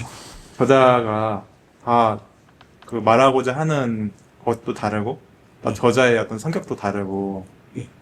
특성도 다른데 어떻게 보면 그 다양성 속에서 진리가 하나라는 것을 얘기하고 있는 거잖아요. 예. 그래서 다양성이 어떤 부정의 차원도 있지만 네. 진리를 가리키는 것에 있어서 다양성이 좋은 것도 될 수 있지 않은가. 예. 오히려 그 다양성 속에서 하나님은 올바르게 예. 그렇잖아요. 사람이 한 명이 있는 것보다 공동체 안에서 네. 서로 나눔과 교제 속에서 온전한 하나님을 발견하는 것처럼 네. 그런 것도 한번 생각해 봤거든요. 네. 그래서 다양성이 꼭 그렇게 나쁜 것만 아닐 수 있다. 킬케고르는 네. 다양성을 나쁘게 생각하는 게 아닙니다. 그런- 이건 해석을 잘해야 되거든요. 어떻게 해석을 해야 되느냐? 하나님께서는 누구도 비교할 수 없도록 독창적으로 창조하셨어요. 그게 창조의 다양성이에요. 모든 인간을 완전히 다르게, 쌍둥이조차도 진짜 틀리거든요. 다르게, 완전 다르거든요. 그렇게 만들어 놨는데, 여기서 문제는 뭐냐? 이 다양성을 비교하는 법을 찾아서 집단적으로 만들어 버리려고 해요. 인간이라는 비교 지식이. 그래서 그 창조의 독창성 앞에 서지 못하게 해요. 그때 그는 존재 망각에 빠져요. 인간이란 존재가 무엇인지를 몰라. 나의 존재가 자꾸 타인의 존재의 가능성 기반에서 나를 해석하려고 해. 그래서 그가 존재의 독창성 앞에 서기 위해서는 인간의 비교가 닿지 못하는 새와 백합이 있는 곳으로 갔을 때 그가 진짜 얼마나 독창적인지를 거기서 사유해요. 네. 그러니까 이게 제가 이해한 바로는 네. 홀로 있는 것과 네. 공동체와 함께 있는 것이 네. 함께 돼야 되는 것인데 먼저 홀로 있는 것이 돼야 된다는. 맞습니다. 먼저 홀로 섰을 때 나의 독창성을 깨달아요. 그리고 그렇게 했을 때 그가 공동체 속으로 들어가잖아요. 그때만 그 공동체 안에서 유기적으로 나의 해야 할 사명의 일을 감당해요. 제가 이해한 방식대로 말씀드리면 그렇습니다.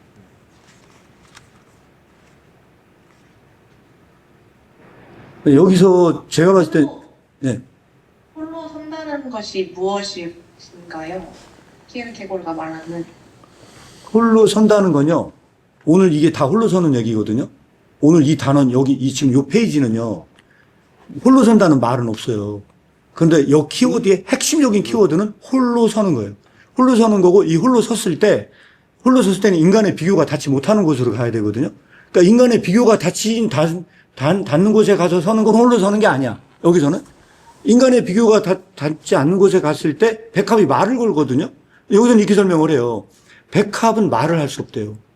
백합은 말을 할 수 없다고 얘기를 해요. 그런데 왜냐하면 백합이 있는 곳에는 완전한 침묵이 있어요. 근데 그때 염려하는 자가 말을 하고 있어요. 염려하는 자가 말을 하고 있다면 그는 백합과 이야기를 나누는 게 아니고 누구랑 얘기하고 있어요?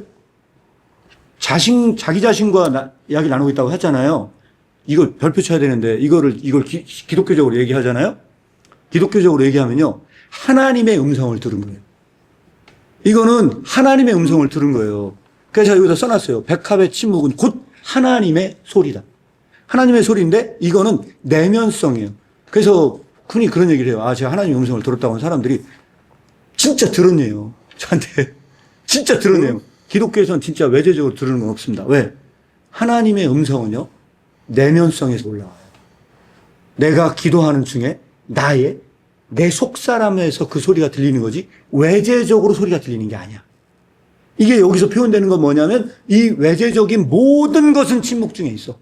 나는 내가 그 소리를 듣는다는 거는 백합이 나한테 말을 해준 게 아니고, 나는 나 자신과 얘기를 하고 있어요. 그때 그것을 전달해 준 사람은 누구냐? 그 속에 있는 성령님의 음성이 나에게 말을 해준 거예요. 이거를 저는 문학적으로 키르케고르가 표현했다고 생각을 합니다.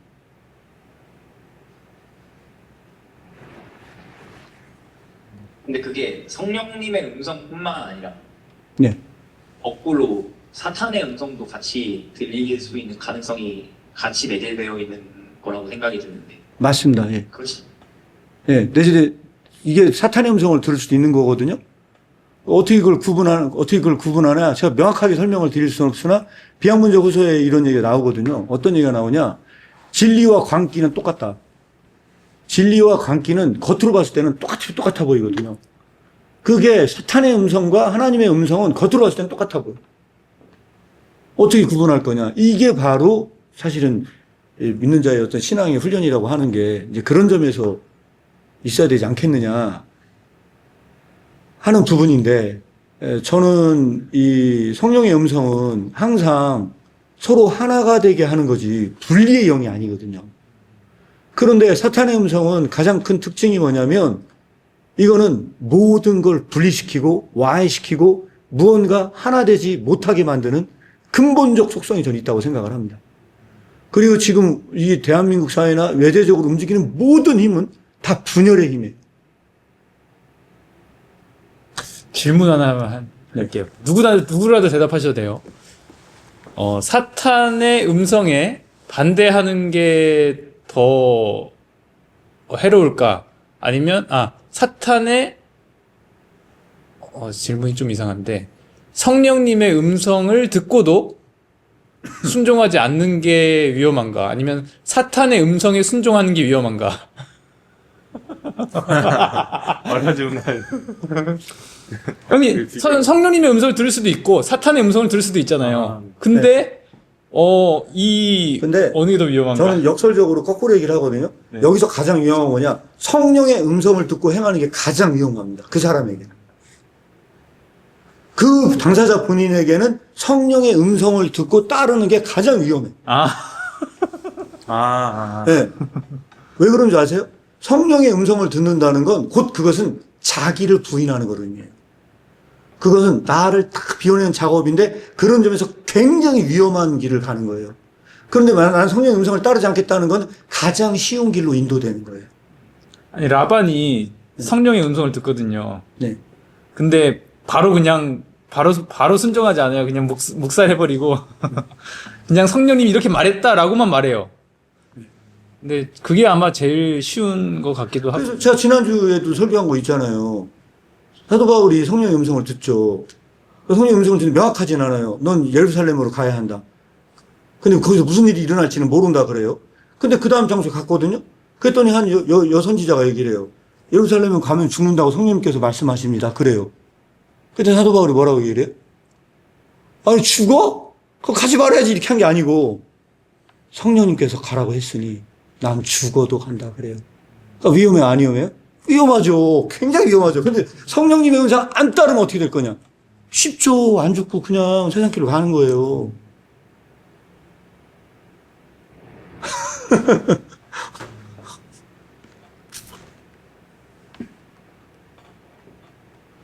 그렇습니다.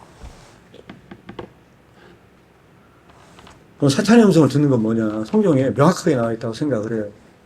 뭘까요? 무덤 사이에 거하는 자예요. 무덤 사이에. 네, 그 사람 무슨 얘기냐? 사탄의 음성을 듣는 사람은요, 세상에도 속하지 못하고 하나님 나라에도 가지 못해요. 항상 그 중간지대, 그 무덤 사이에 살아요. 진짜 세상으로도 못 가고 진짜 하나님 나라도 못 가고 어중간한 지대에 머물러요. 그게 누구였냐? 사단에 홀린 사람. 귀신 들린 자. 귀신 들린 자가 그렇게 살아요. 그게 그의 존재론적 상태야. 세상으로도 못 가고 하나님 나라도 못 가고 어중간한 상태에 놓인 거야. 귀신 들렸어요. 우린 그걸 이름하여 귀신 들렸다 부르지.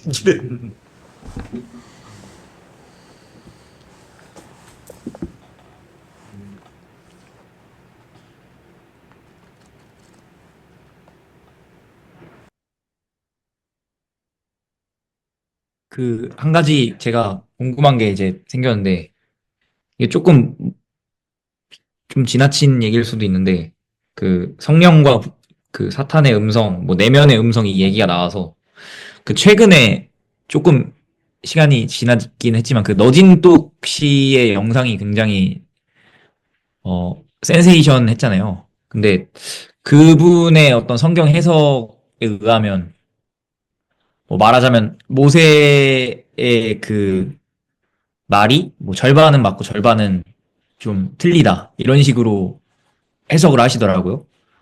아시는지 모르겠는데 그런 식으로 이제 해석을 하시면서 또 이제 모세뿐만 아니라 여러 선지자들이 또 거기에서 직접적으로 예시를 든 선지자 중에 한 명이 예레미야인데 예레미야의 그 내적인 그 하나님께서 이렇게 말씀하셨다라고 나오는 그 성경 구절들이 다 하나님의 뜻인 게 아니라 그 안에 예레미야 본인의 그 어떤 뭐랄까요 분노와 그 백성들에 대한 답답함이 이렇게 표출되는 그런 것들도 있었다 이런 식으로 주장을 하시더라고요.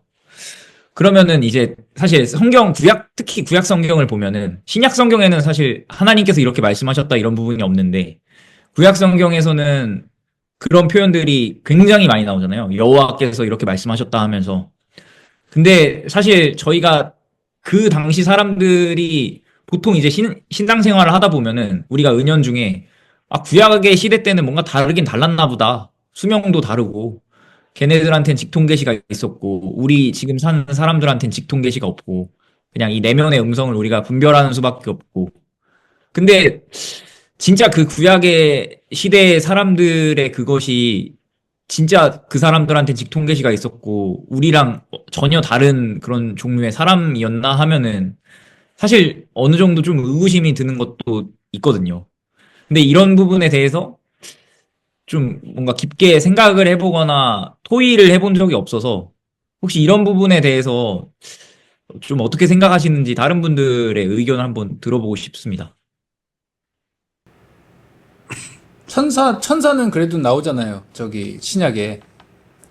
그리고 하나님이 말씀하시는 것도 많이 나오는 걸로 알고 있는데 조금 잘못된 어떤 그런 채널에 가신 거 아니에요? 저는 실제로 뭐 하나님께서 직통 계시를 했는지 안 했는지가 중요하지 않다고 생각하거든요. 그러니까 이게 무슨 말이냐면은 그러니까 사실 팩트 체크를 하는 것보다 이게 물론 말씀해주신 그 질문에 있어서 저도 알고 싶은 부분이고 물론 하나님께서 정말 직통 계시하셨다면 왜 나에게는 그런 게 있어요. 기도를 할 때 하나님께 명확하게 얘기를 해주신다면 알겠는데 기도가 좀 왜 쓴지 뭔지 시간이 지나야 아는 것도 있고 그래서 그래가지고 정말 나도 구약계의 어떤 깊은 계시를 들었으면 좋겠다 이렇게 생각한 적이 있는데 그 에녹 같은 경우에 하나님께서 이렇게 하늘로 올려주시잖아요. 근데 그 에녹의 삶이 어떤 삶이었느냐 뭐 그런 것에서 좀 다르다. 그 다르다는 게 뭐냐면 정말 하나님을 온전히 신뢰하고 하나님의 뜻을 따르는 그런 어떤 에녹의 삶 그런 삶을 하나님께서 보시고 그를 하늘로 올려주셨다 이런 그 어떤 것들을 좀 더 집중하게 된 것 같아요. 그래서 물론 뭐 저도 궁금하지만 그건 알 수 없는 부분이고 역사적으로 실증할 수 없는 부분이니까 좀 그런 어떤 본문의 인물들에 대한 것들을 좀 더 묵상하는 쪽으로 바뀐 것 같거든요. 저는 그런 쪽으로 묵상을 하게 되는 것 같아요. 다른 분들도 말씀해 주시면. 저는 제 생각은요. 제 생각을 말씀드리자면 구약의 인물들이 직통계시를 받았냐? 저는 구약이야말로 성령님이 항상 내주하지 않은 아주 굉장히 그 예외적인 사람한테만 성령님이 임해요. 근데 신약으로 넘어오면은 성령님은 모든 사람에게 내주합니다. 자, 여기 앉아 계신 분들이 예수를 믿는 그 순간 성령님이 나와 함께 하세요. 임마누엘이라고 하는 건 언제나 나와 함께 하시는 성령님이시거든요. 근데 구약은 어떠냐? 그런 게 아니거든요. 직통계시라고 하는 게 어떤 거냐? 어느 날 성령님이 없다가 어느 날 갑자기 성령님이 들어오셔가지고 나에게 뭐 하라고 명령하시는 일종의 어떤 그런 부분이거든요. 근데 그런 점으로 제가 볼 땐 이해를 해야 된다고 생각을 합니다. 그래서 구약을 불허할 게 아무것도 없고 오히려 신약은 너무너무 축복된 시기다. 모든 사람은 성령님과 동행하는 삶을 산다. 그럼에도 불구하고 나는 왜 그러면 이렇게 흐리멍텅한가요? 그거는 사실 이렇게 생각을 합니다. 그런 게 아니고 사도 바울조차도요. 나는 예루살렘으로 가야 한다. 라는 건 확실해요. 근데 무슨 일이 일어날지는 성령님이 안 알려줘. 근데 가야 되는 건 맞아. 그래서 예언자가 음성이 들었을 때 무슨 일이 일어날지 모른다고 했는데 예언자가 얘기를 해요. 아니, 넌 죽어. 너 거기 들어가면 죽어. 그게 거기서 일어난 일이야. 라고 했을 때 그건 외재적인 음성이잖아. 자, 여기서 중요한 게 하나 있어요. 사도 바울은 그 전에 내면의 소리로 성령님의 음성을 들었어. 나 혼자 있을 때. 그리고 나는 그 사명을 붙들고 있어요. 그런데 어떤 예언자가 외재적으로 성령님께 의존해서 전달해줘. 아니, 너 가면 죽어. 근데 그걸 따를 수가 없어요. 왜? 이거는 외재적인 소리고. 하나님께서 나에게 직접적으로 준 건 넌 가서 거기서 죽는 게 네 사명이야. 했을 때 그는 그걸 거부하지 않아요. 그러니까 이게 무슨 얘기냐? 어쩌면요. 성령님께서는 명확하게 나한테 줬는지도 몰라. 다만 그 가는 길이 너무 험난하기 때문에 내가 회피하고 있는 것처럼 보일 수도 있어요. 요나처럼 고레 뱃속에 들어가는 상태로 가는지 알게 뭐예요. 그러니까 결론적으로 그거 요나도 도망쳤다니까요. 도망쳤잖아요. 나는 지금 도망치고 있는 중에 있는 건 아닌지를 잘 생각해 보잖아요. 그러면 내가 진짜 내면의 소리가 진짜 불투명하게 들려왔느냐 아니면 내가 직무유기 상태에 있어서 내가 그건 잘 구분해야 된다고 생각을 합니다. 방금 말씀해 주신 게 정말 어렵다고 생각하거든요. 예. 그게 특히 뭐 어렸을 때 과거나 예. 어떤 뭐 제가 뭐 그런 것들에 대해서 경험이 있는데 예. 그 회피하는 과정도 기도 속에서 예. 아 이건 내가 할 수 없는 것이구나 예. 이런 거를 깨닫게 할 때도 분명히 있거든요. 예. 그래서 이것은 내 일이 아니다 라는 것이 기도 안에서 발견이 되고 그러면 제가 할 수 있는 것은 무엇인가요? 하나님 이렇게 해서 예. 발견되는 어떤 그런 과정이 맞습니다. 있는데 이것이 단순히 기도로 하나님의 뜻인지 아니면 내가 기도 안에서 내 어떤 바람과 욕망으로 합리화를 한 건지 네. 이거를 분별하는 과정은 네. 그 순간은 분별이 안 되고 예. 근데 정답이 여기 들어있다고 생각을 하거든요. 예. 그 뜻이 진짜 분명해지면 어떻게 되냐? 인간의 비교가 닿지 못하는 곳으로 가라. 진짜 쇠와 백합이 있는 곳에 가서 아무도 너의 그 의사결정에 끼어들 수 있는 어떤 인간도 엄마도 아빠도 네 친구도 없이 진짜로 홀로 설 수 있는 그 백합과 쇠가 있는 곳에 가서 그곳에서 하나님께 기도보라는 거거든요. 그러면 그때 클리어해져. 깨끗해져. 아, 하나님께서 나에게 원하신 건 이거구나라고 하는 게 점점 더 분명해져. 흐지못하겠던 게 분명히 이게 새와 백합이 있는 공간으로 가는 거예요. 그 시간 뭉개지는 거예요. 시간 속에서 발견이 되는 과정도 있지 않나요? 그러니까 시간 속에서요? 네, 시간 속에서 네. 기도하면서 네. 그 순간에는 발견하지 못하더라도 네. 그러니까 사람에게는 이제 시간 속의 성화라는 그런 개념이 있잖아요. 네. 그러니까 시간 속에서 성화되어 가면서 네. 아 그게 정말 하나님의 뜻이었는지 아니면 나의 단순한 네. 그 욕망이었는지 이런 걸 발견할 수 있다고 생각하거든요. 제 간증 얘기해 볼까요? 제 간증 얘기해 볼까요? 저는 이랬어요. 킬케고로 번역하고 일만 하려면요. 모든 게 다 부닥쳐. 출판도 안 해준다지, 돈도 없지, 계속 힘든 거만 계속 와요. 진짜 이 길을 가야 되겠습니까? 그런데 외부적 환경이 점점 더 나에게 역행적으로 왔을 때 그 비전은 점점 더 불타올라요. 꺼지지 않는 불이야. 이 속에서는요, 더 불이 활활 타올라요. 그게 하나님의 비전이라고 생각해요, 저는. 저는 그거를요, 끌 수가 없었어요. 그리고 제가 그걸 끌 수 없었기 때문에 이 모임이 형성된 거예요. 그러나 그때 어떻게 생각했어요? 아, 지금 제가 포기하겠습니다. 가 아니고, 내가 지금 있을 자리가 어딥니까, 스님? 지금 제가 있을 자리가 어딥니까? 내가 여기 직장 생활 하면서 여기 돈 버는 게 있을 자리입니까? 한숨만 나옵니다, 제가. 그게 점점 더 명확해져요. 그게 외부적 환경이 어떻건 그건 중요하지 않아. 근데 그렇게 나에게 진짜 확고한 그런 사명이 주어졌느냐? 없다. 그래서 저는 진짜 기도를 해야 될 때라고 생각합니다. 시간 속에서 말씀하신다는 게 조금 불명확한 것 같은데. 아, 그러니까 제가 말하고자 한 거는 그 순간 그 하나님의 음성이 인지 내 어떤 합리화인지 그것을 분별하지 못하고 뚜렷하지 않을 때 그 시간 속에서 하나님께서 응답을 주시고 그 기도에 대한 어떤 상황을 통해서 예, 상황이나 아니면은 어떤 내면성이나 예. 이거는 내 욕심으로 회피한 거구나. 하나님께서는 이것을 하기 원하시는데 이게 나의 부르심인데 내가 회피하고 있었구나. 이런 거를 예. 그 시간 속에서 발견하게 해주신다고 저는 그런 생각을 하거든요. 즉각적으로 하나님께서 네, 발견하게 그렇죠. 해주신다고. 그렇죠. 이게 그 순간 어떤 기도뿐만 아니라 그 시간 안에서 그러니까 사람에게 허락된 네. 그 일상 속에서 하나님께서 알려주시는 것도 있다. 저는 그렇게 생각이 네. 들었거든요. 맞습니다. 그래서 저는 그렇게 생각을 해요. 그러니까 제 경험상으로 얘기를 한다면,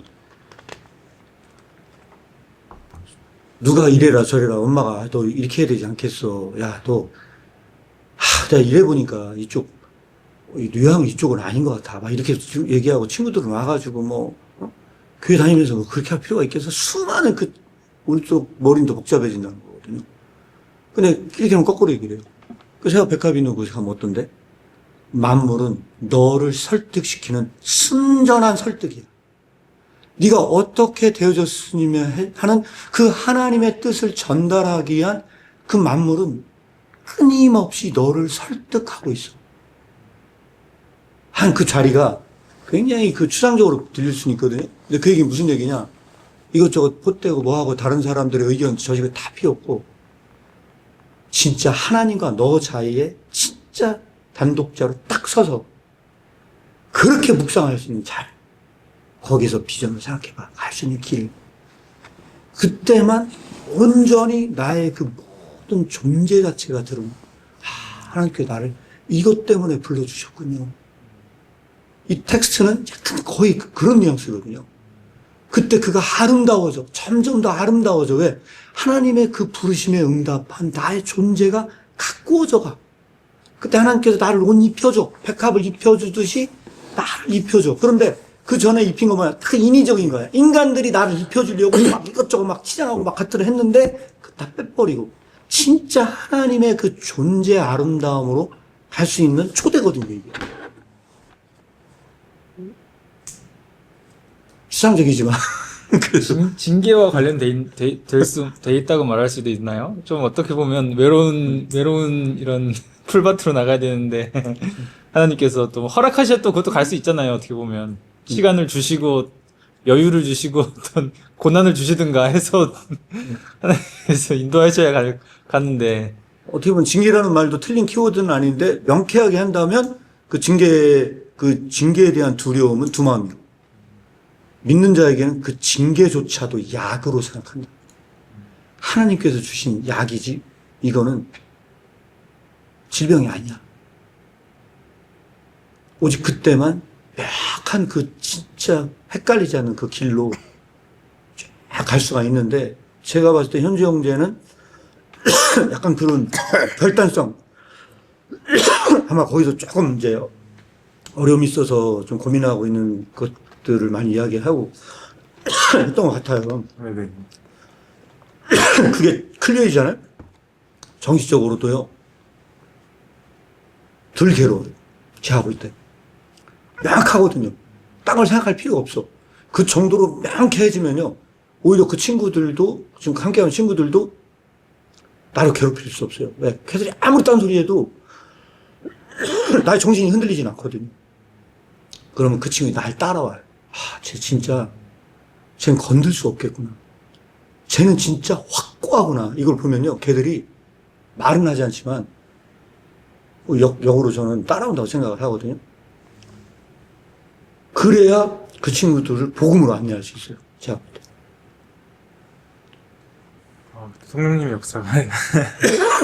맞습니다. 그 친구들의 절대 흔들리면 안 됩니다. 내가 볼 때 그 친구들이 현종제를 갖고 놀라고 할 수도 있어요. 근데 왜냐하면 그 친구들을 진짜 전도하려면요, 내가 확 꼬아야 돼.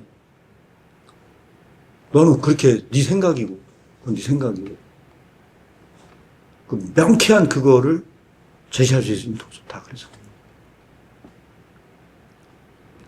저도 관련해서 질문 드리고 싶은 것은 조금 다른 얘기일 수도 있는데, 선택을 할 때에 있어서 하나님의 뜻을 반드시 물어야 하고, 하나님을 의지하면서 나아가야 되는 영역이 있고, 그렇지 않고 내가 하나님의 뜻을 물으면서 가려고 하는 게 책임 회피로서 하는 걸 수도 있기 때문에 내가 선택하고, 하나님은 내가 어떤 걸 선택해도 어차피 하나님의 길로 이끄실 거기 때문에 내가 선택해야 되는 부분들이 있다는 두 가지의 설교를 접하게 되는 것 같은데, 저의 삶 속에서 일어나는 선택이 필요한 영역들에서 두 가지 중에서 하나님을 의지하면서 선택을, 그러니까 물론 하나님 의지는 다겠지만 하나님께 계속해서 묻고 하나님께서 명확한 답을 주실 때까지 기다려야 하는 것과 내가 선택해서 내가 책임지면서 나아가야 되는 그 두 가지의 영역 사이에서 어떤 기준을 두고서 어떻게 판단해야 될지가 항상 의문이 들더라고요.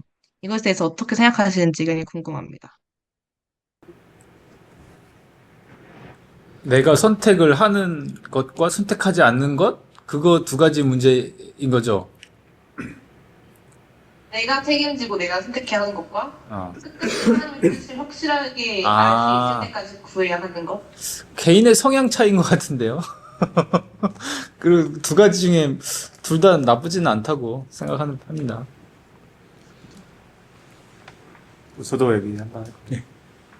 저는 명확하게 알지 못할 때 개인의 선택으로 시작하는 것도 나쁘지 않다고 생각하거든요.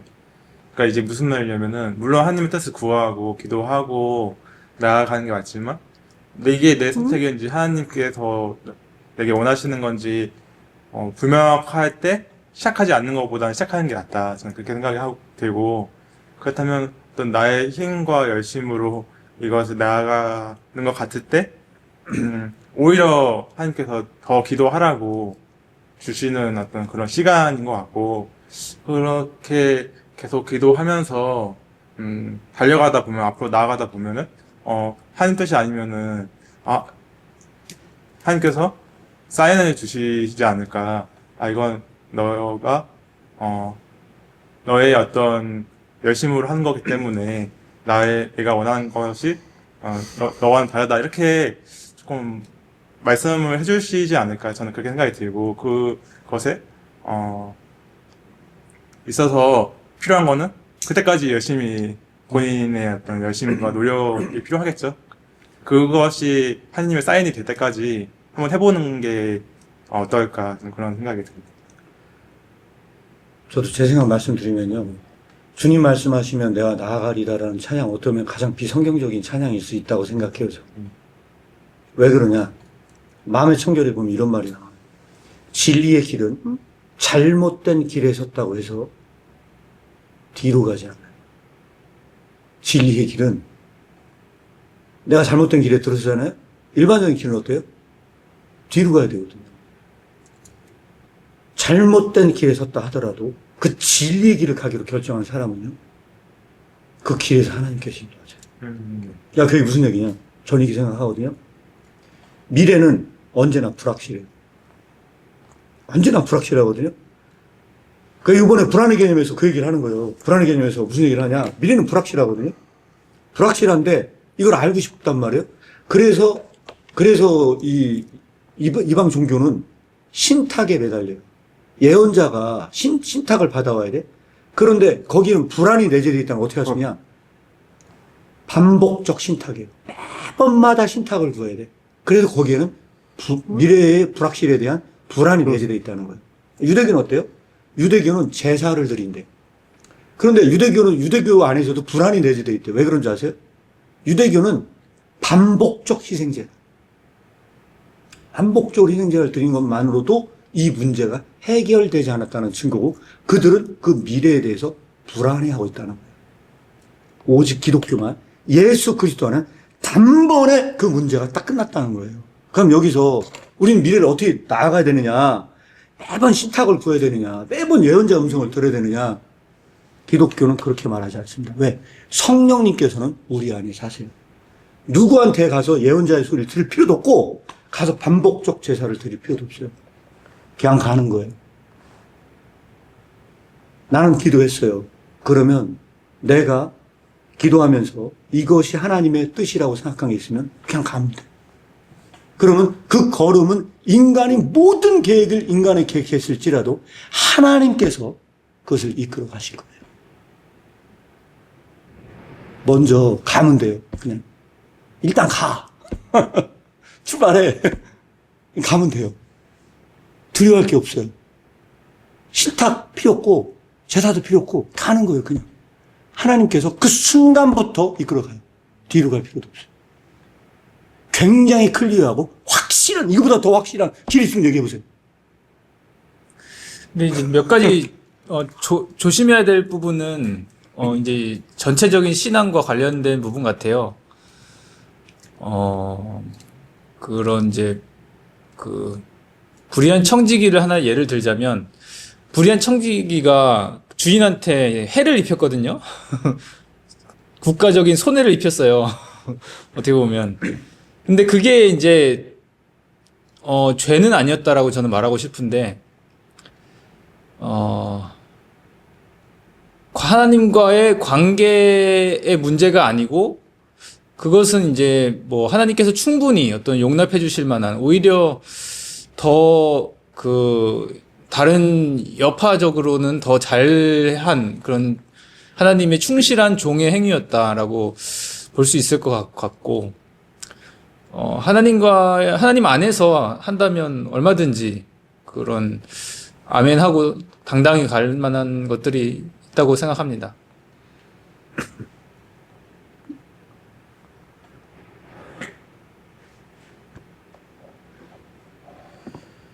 자, 시간이 너무 많이 가가지고요.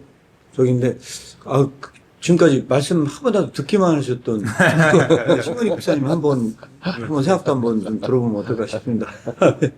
오늘 별로 다음에 이야기하지. 오늘 하나님의 뜻과, 이제 오늘 마지막 한 그 부분에서 할 이야기가 많이 있는데, 시간도 많이 될 거라서. 네. 혹시 지금 얘기 많이 안 하신 분 저기 마지막으로 좀 정리하면 어떨까 싶은데 형제자매 어떻게 잘 하고 계세요?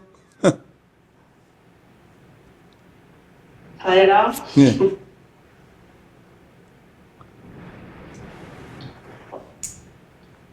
어떤 걸 말씀하셨죠 방금? 마지막 정리 한 말씀. 방금 정리하는 말씀이요? 네. 마지막엔 잘못 봤어요. 너무 귀가 아파서 이어폰을 빼고 스피커 듣고 있는데 잘 안 들려가지고. 그러셨군요. 네. 네.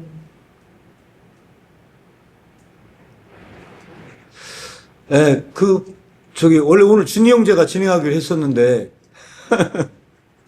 기도하고 마무리? 네. 시간이 많이 가서요. 마무리해야 될 때가 된 것 같은데, 네, 혹시 다른 특별히 나눌 거 없으면 오늘은 이걸 마무리하는 걸로 할까요? 네, 좋습니다. 예, 예, 참여 감사드리고요. 예, 이걸로 마무리하도록 하겠습니다. 그래도 오늘 진행하기로 한 준이 형제가 마무리기도 해주시면 어떨까 싶고요. 다음 시간에 누가 좀 진행 한번 하실래요? 아무도 안 하네. 다음 시간에 다들 오시죠? 지목하세요, 지목. 참 주목하기로 했죠? 오시는지 확실하신 분만 한번, 확실하지 않으신 분만 손 들어주실래요? 제가 다음 주에는 못 올 수도 있을 것 같아요. 아, 그래요? 네. 그러면 예진 자매는 안 되고.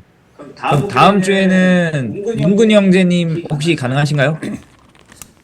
진행? 진행이요? 다음 주 그 범위를 알려주세요. 어디서부터 어디까지지? 그냥 지금 보니까 한 소챕터 하나씩 할 것 같아요. 네. 그래서 지금 연명하는 백합 54페이지부터 제가 너무 어려운 부분을 맡은 것 같아요. 좀 많이 분들 도와주셔야 돼요. 아, 당연히 도와줘야죠. 진행하는 건 부담 안 가지도 되고. 67페이지? 67? 아, 67. 읽어봤는데 진짜 어렵더라고요. 이해도 잘 안 되고. 그렇습니다. 형제님이 그러면 다음에 진행해 주시면 됩니다. 네. 예, 그러면 순영제 한번 기도해 주세요. 마치겠습니다. 아, 네. 제가 기도하고 그러면 마무리하도록 하겠습니다.